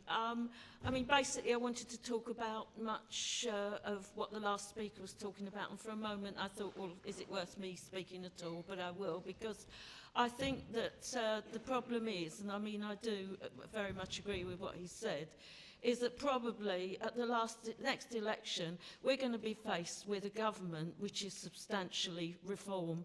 It's either going to be a Tory government, a Tory Reform coalition led by Badenoch, or for God help us, it's going to be a Reform Tory coalition led by Farage. And I really do think that this has got to be one of the main focuses for the Workers' Party in the next few years. It's basically defeating Reform. Unfortunately, It does seem to have a big following among working class communities, basically because everything that is wrong in those communities, and as we know, there is a hell of a lot that's wrong, you know, from unemployment, poverty, cutting benefits, basically the NHS almost no longer exists. I mean, there's a complete dereliction in working class communities, and obviously people are right to say we've had enough. But all Farage and Reform do is blame people who've been displaced by war. Now, that is absolutely wrong, and I think that has got to be our focus in the next few years, defeating Reform. We must not have a government where Reform are prominent in any way and where their poisonous politics are allowed to govern us, because it's going to be, well, it's basically going to be a fascist government, and we have to do everything in our power to stop it. So no Reform, absolutely no Reform government.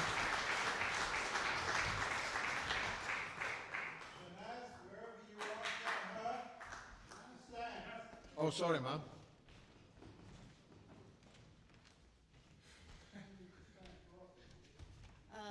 I expect you won't agree what I'm going to say, but I've been on almost every Palestinian demonstration in London and many of the around London, and I never seen Workers' Party stall. Never seen a Workers' Party stall or leaflet distributions at Palestine demonstrations. Has anybody seen anything? There is one at every demonstration. Sorry, shall I do it again? There is one at every demonstration. There's a stall. Have you seen it? Yeah, Anybody else seen? There is at every demonstration. You're just wrong. Okay, am I just? Has anybody seen a stall or? Oh, well, I don't know. Must be like hiding away. Another thing, I think it's a mistake to criticize LGBT plus or whatever. They are usually very progressive, and the best thing you could have done is keep quiet about it, I think. They are usually on the progressive side, and you lost an ally, I'm afraid. Okay. Thank you. Well, let me deal with that last point first. We support women's rights. We reject the formulation that trans women are women. Trans women are men. And that's another difference. And we will never change that. And most of the people who vote for us would not want us to change that. Because we believe that giving trans women the rights of women is an attack on women's rights. And we stand with women.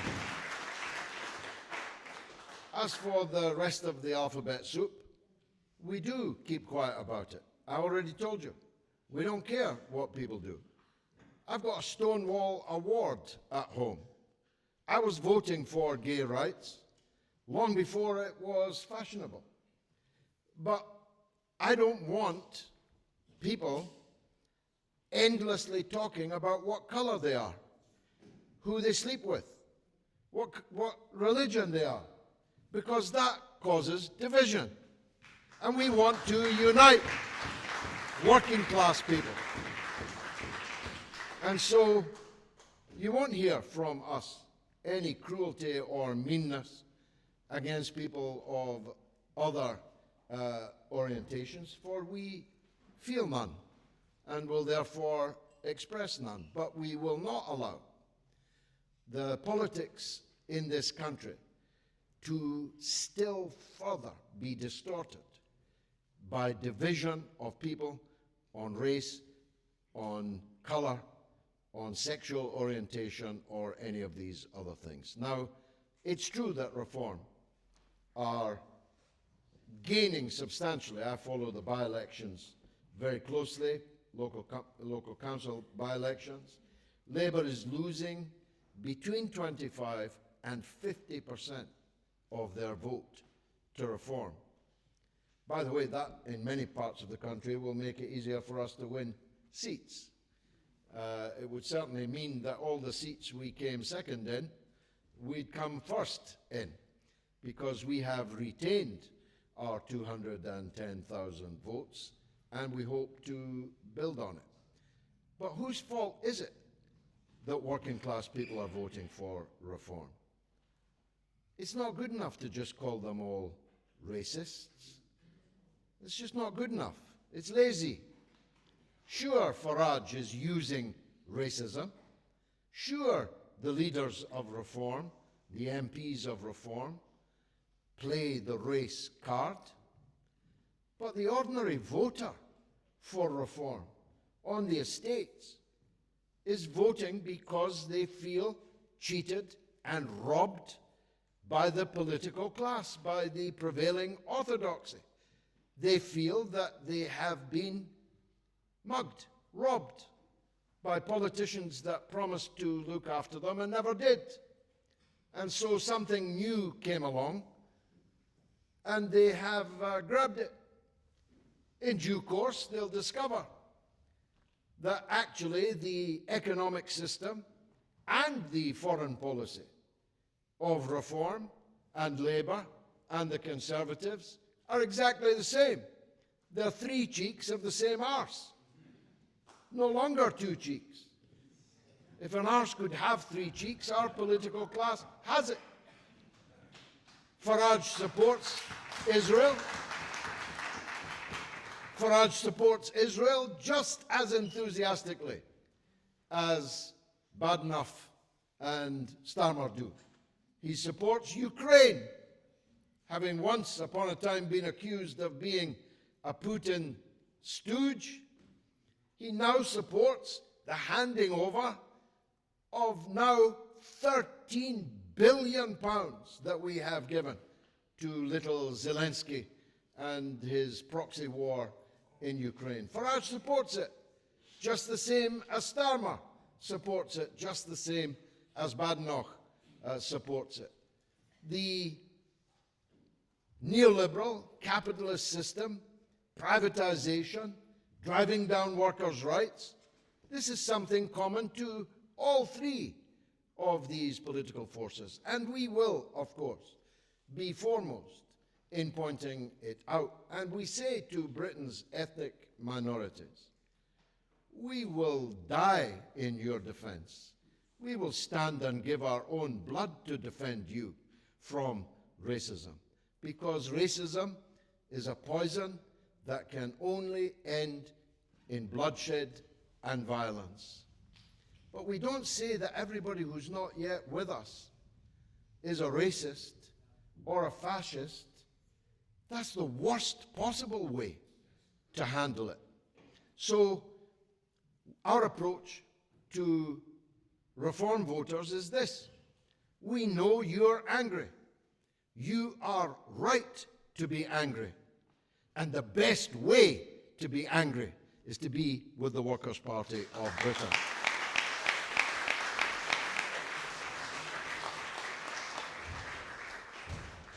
And just to add to what George has said, I think we can be proactive in taking on reform and pointing out their duplicity, because they're led by a bunch of frauds. They're playing the race card, they're playing the immigration card, they're playing the card about the boats, but they support policies which actually drive migration flows. So let's call them out for that. They support the imperialist wars. They support the sanctions that drive people to desperation, to impoverished populations, which forces people to seek refuge elsewhere. They support the arms sales to despotic regimes that oppress their people, that again force people to seek refuge elsewhere. And we need to call them out for that. They're not the champions of the working class. They're led by a bunch of property developers and merchant bankers, for Christ's sake. So let's call them out for the frauds that they are. Let's call them out for actually supporting policies that they claim to be against. How are they going to stop the boats if they're supporting sanctions, arms sales, and imperialist wars? How are they going to do it? It ain't going to work.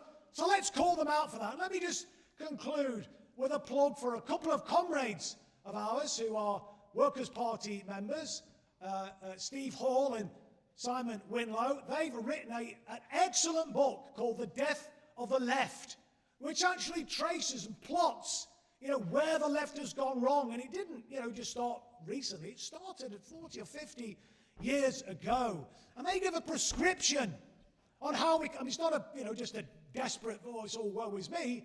They give a prescription on how we can overcome this, how we can challenge this move to embrace identity politics, which is where the left, or the socialists, well, no, not the socialists, let's call them the left. I think the socialists know where we are. So I think what we're saying is the antidote to right-wing populism is socialist populism, and we're offering a populist socialist alternative to reform.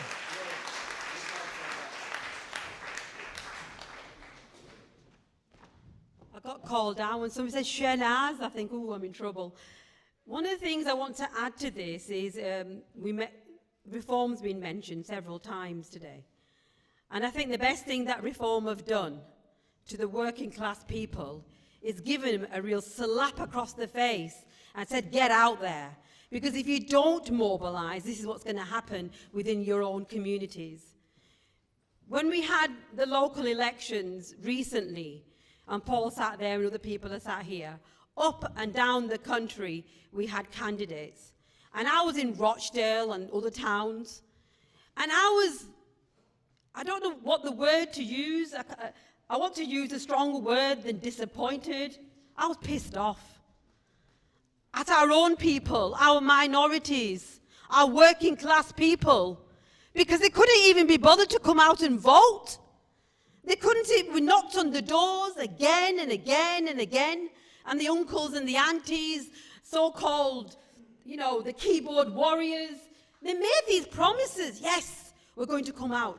No, we don't want racists. No, we don't want these people who are profiteering from the wars. No, we don't want these people that don't believe in local politics. No, we don't want these. No, no, no, no. But where were you?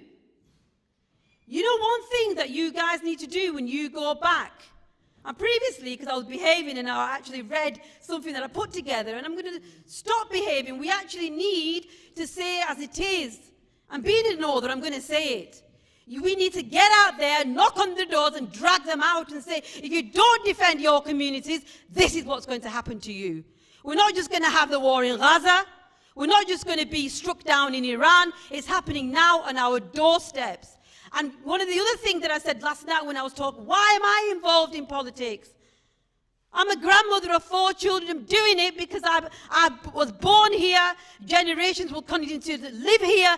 No one will tell me that I'm not British. No one will tell me that my children can't live here. Because if we continue to do that, and I say this to the ethnic minorities, I say this to the Pakistani diaspora, I say this to the Indian diaspora and the auntie that just left, we will become stateless. We will have nowhere to live. We will be removed from our homes for speaking the truth. For God's sake, stop talking the political blah, blah, blah that we do. We can make it sound so wonderful. Our 10-point plan is there. Our manifesto is there. We need to wake people up and stop talking about the differences and bring people together. And the only party that does that is us, the Workers' Party.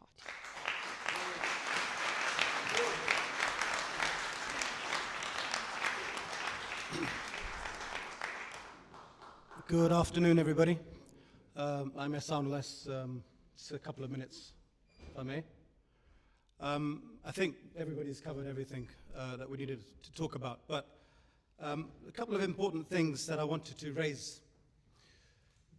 We're here in London today, and the Workers' Party Britain has traditionally been seen as a Midland-centric party, with its offices in Rochdale, etc. But London, East London, West London is, as we all know, one of the most diverse cities in the world. Now, the Workers' Party of Britain is, of course, stands for the interests, it protects the interests, and it represents the interest of every working class Brit. So that doesn't necessarily mean anybody who's on a salary, but it's somebody who goes out there and breaks a sweat in order to earn something and bring it back. Now, in one of my campaign, when I was running for Croydon last year, we got a lot of people that were asking us very simple, basic questions. They never heard of Workers' Party Britain. We are, of course, only 6 years old. We're very, very early in our journey. But despite all that, as Brother George rightly put out, we ranked as the sixth largest political party in this country, with over 200,000 votes. Now, I do want to please bring this to your attention. Two things. Firstly, we did all that despite the fact that our leader here, the great George Galloway, he's the chap who's probably one of the very few people that you'll ever see that has met the likes of Nelson Mandela, Mr. Yasser Arafat. You YouTube him, he's taken the Senate down like that. And I'm proud to call him my leader. And I'm proud to call him my mentor. But when we go out there, and when it comes to the council elections and hopefully the parliamentary elections, there's many ways in which we can contribute. It's not just standing up as a candidate. You can volunteer as a canvasser, as a teller at the polling stations, etc. But just imagine that despite the blanket ban, there was a TV debate for the leadership during last year where every single leader of every political party was invited. But when it came to Mr. George Galloway, they looked the other way because he would have taken them to the gallows. Forgive the pun. My colleague, my older brother, the guy who brought me into the party, Hos Shaifi, was standing in the Westminster area. And this old lady, if you remember, or you can look it up, she actually came out of the hustings and she said, you're not allowed to come in because we know that you stand for pro-Palestinian values. Now, this cancer, right-wing, far right-wing cancer, tentacles are reaching further and further and deeper and deeper and deeper into the tentacles of our subliminal minds, our children's subliminal minds. I remember 25 years ago, if you saw a mullah come out of a mosque, we would call him Imam Sab. My nephews who are here today, they joke with me, oh, he's a terrorist, as a joke, but it's sat in the back of our minds. And now the likes of Tommy Robinson, I don't want to mention that vile person's name, but you look him up on X, he will say stuff with such audacity which you couldn't even think of that somebody could say 10 years ago. But it's in fashion now. So when we say, a lot of people will also say, oh, Gaza, it's not my business, it's on the other side of the planet. Well, it is our business because it's the precursor to what is coming home. There was a time in the 80s when I couldn't watch a football game.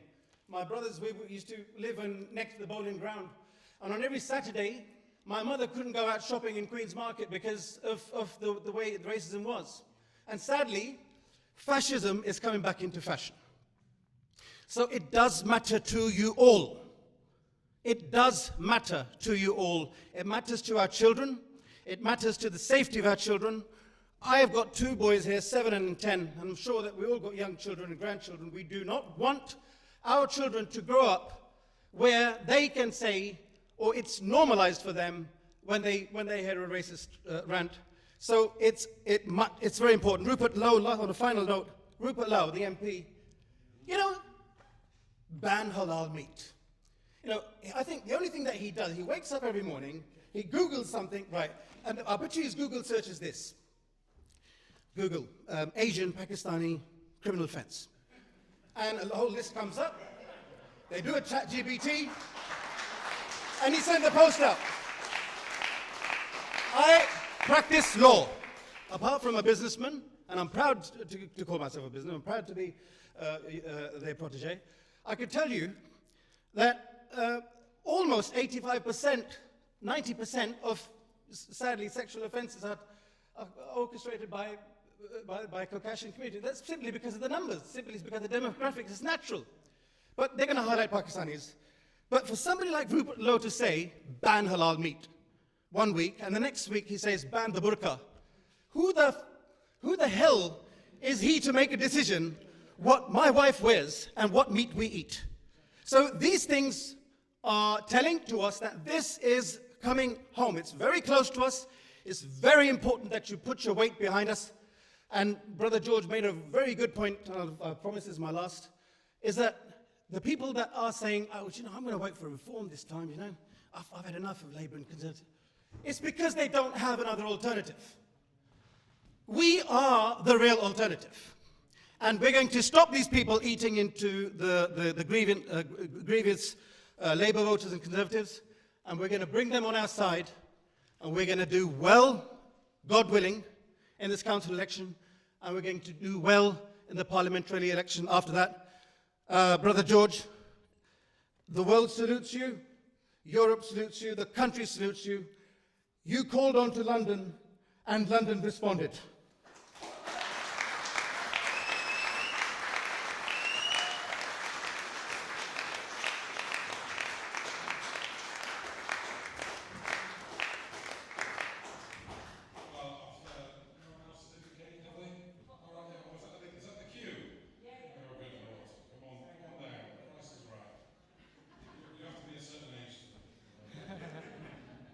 Yes, there's just one little thing I really wanted to say was that in like my generation in particular, what I've noticed is a lot of people like see all the problems in the world, and my generation are waking up to it, which is good, but a lot of them just seem to think that, oh, there's no point fighting, that they're always going to win the top parties and that, and they just think, yeah, we're not going to bother voting. So my main question is, how do we get our message out to those people like me who have seen it?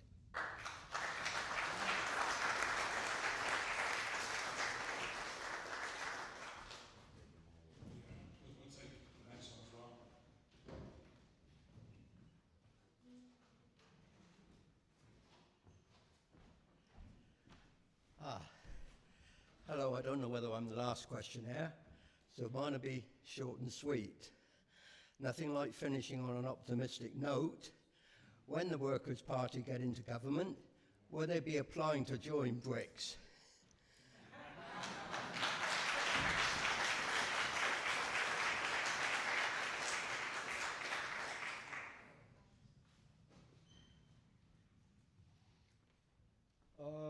Just an observation more than a question, really.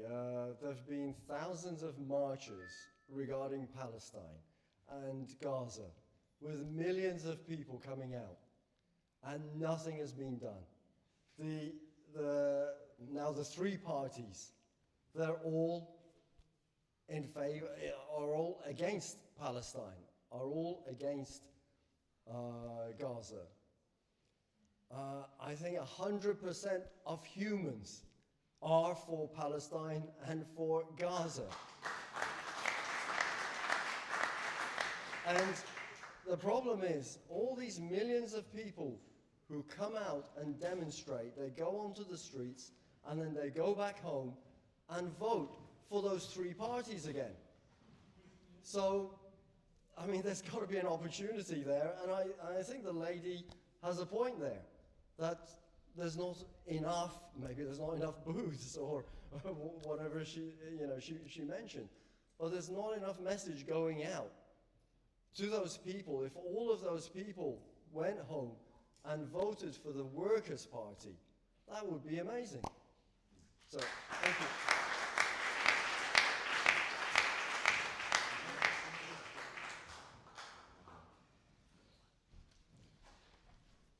Hello, my name is Paul Worrell. I'm standing in Wales for the Senate elections next May.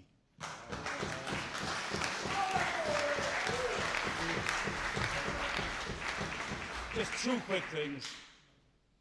I'd just like to tell Keir Starmer, we've got one Black Rock in Wales. We don't need another one. We've got coal. We don't need another Black Rock.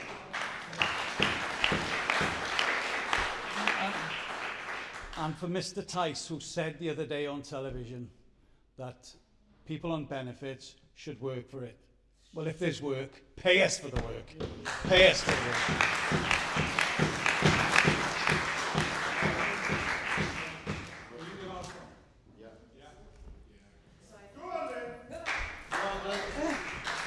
I haven't prepared anything, but I think we've all looked in absolute horror at Westminster in the last few weeks at the assisted dying bill, abortion up to the point where the baby takes its first breath, PIP, welfare cuts, all the just abominations coming out. And I was lucky enough, I worked for the United Nations in Switzerland for a couple of years. And one morning I sat down with my flatmate, and he was having his coffee, and this big wad of paper, he opened up, this big pack. I said, well, what's this? He says, oh, it's my homework for the weekend. We've got a referendum.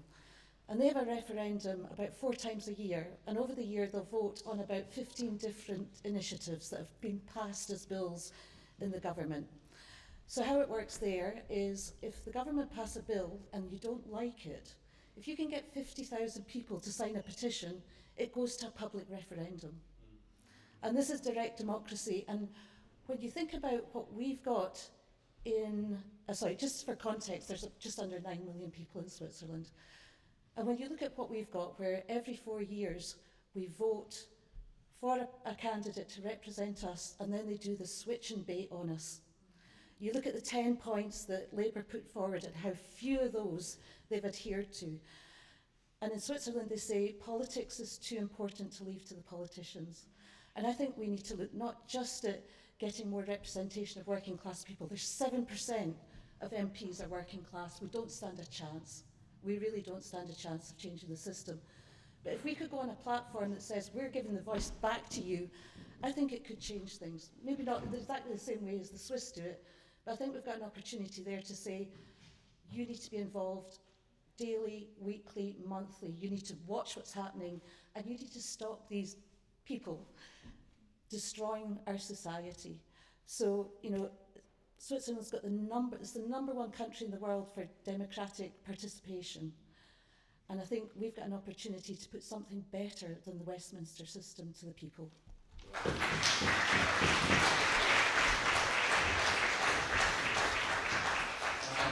Brilliant and constructive. I'm going to get George to kind of cover those 3 or 4 points in a second. Before I do, because we won't have a chance later, there will be a social later on. I'll give out the venue once we've stopped recording. I think it would be a sensible idea. So once George is finished, just give me a second and there'll be a social venue down the road shortly. But our leader, George Galloway, it's on.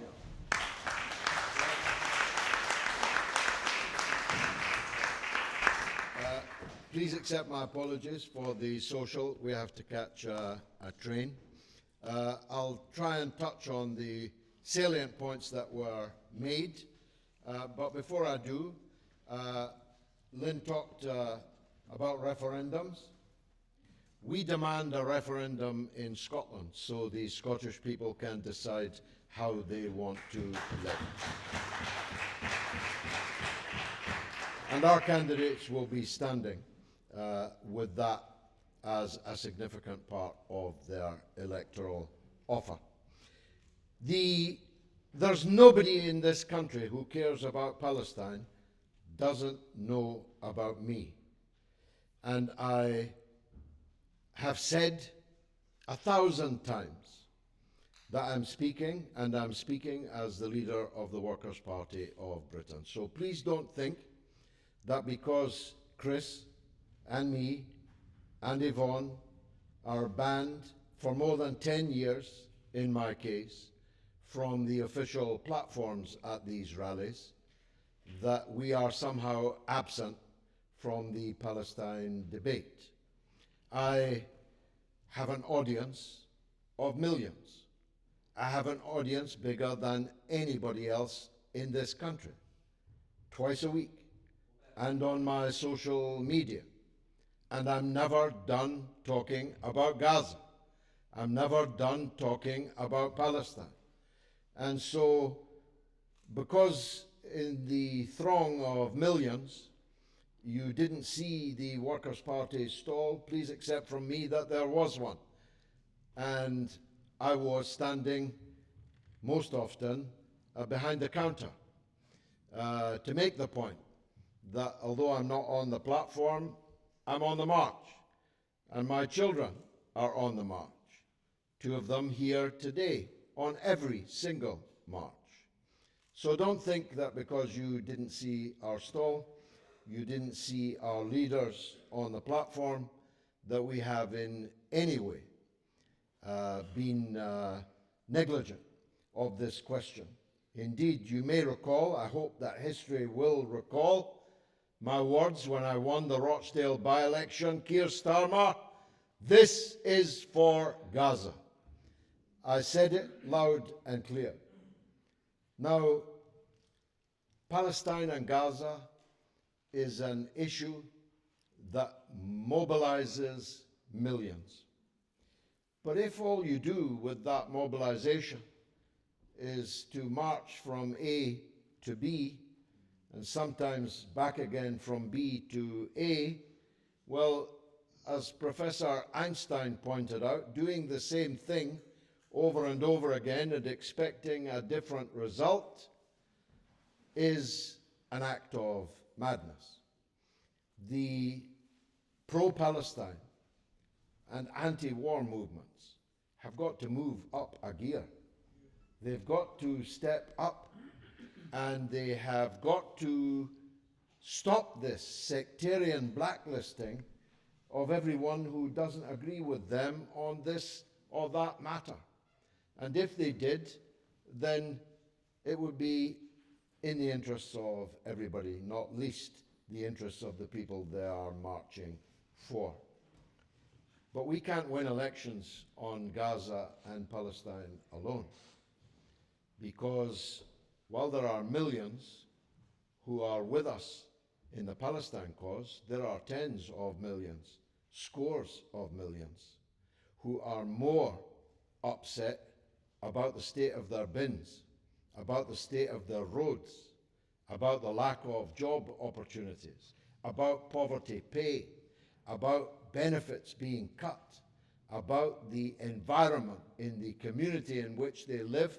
And we have to have policies and advocates for all of these things.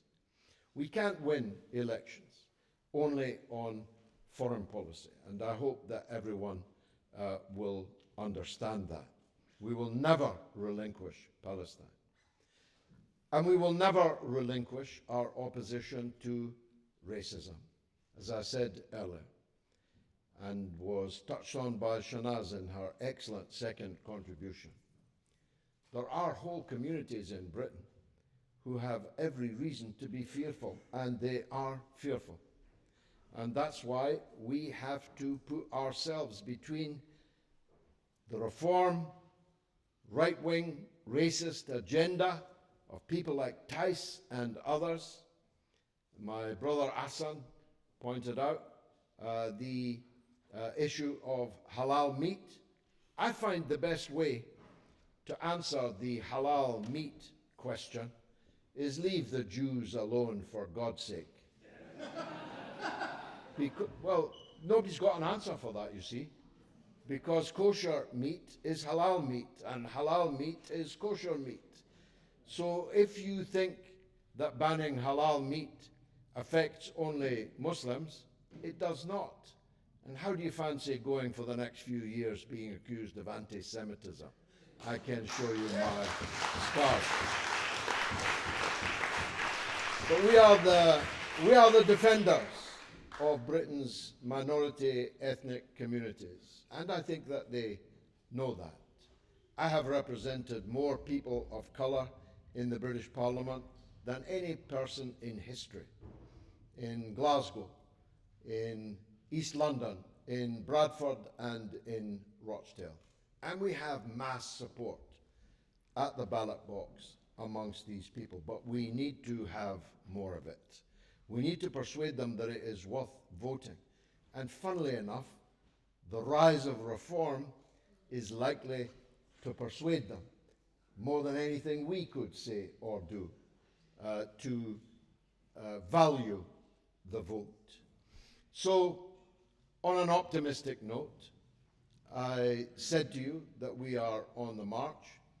We'll go on the march whether you come with us or not, but our march will be very much more impressive and effective if the maximum number of people in Britain join it. Join us now.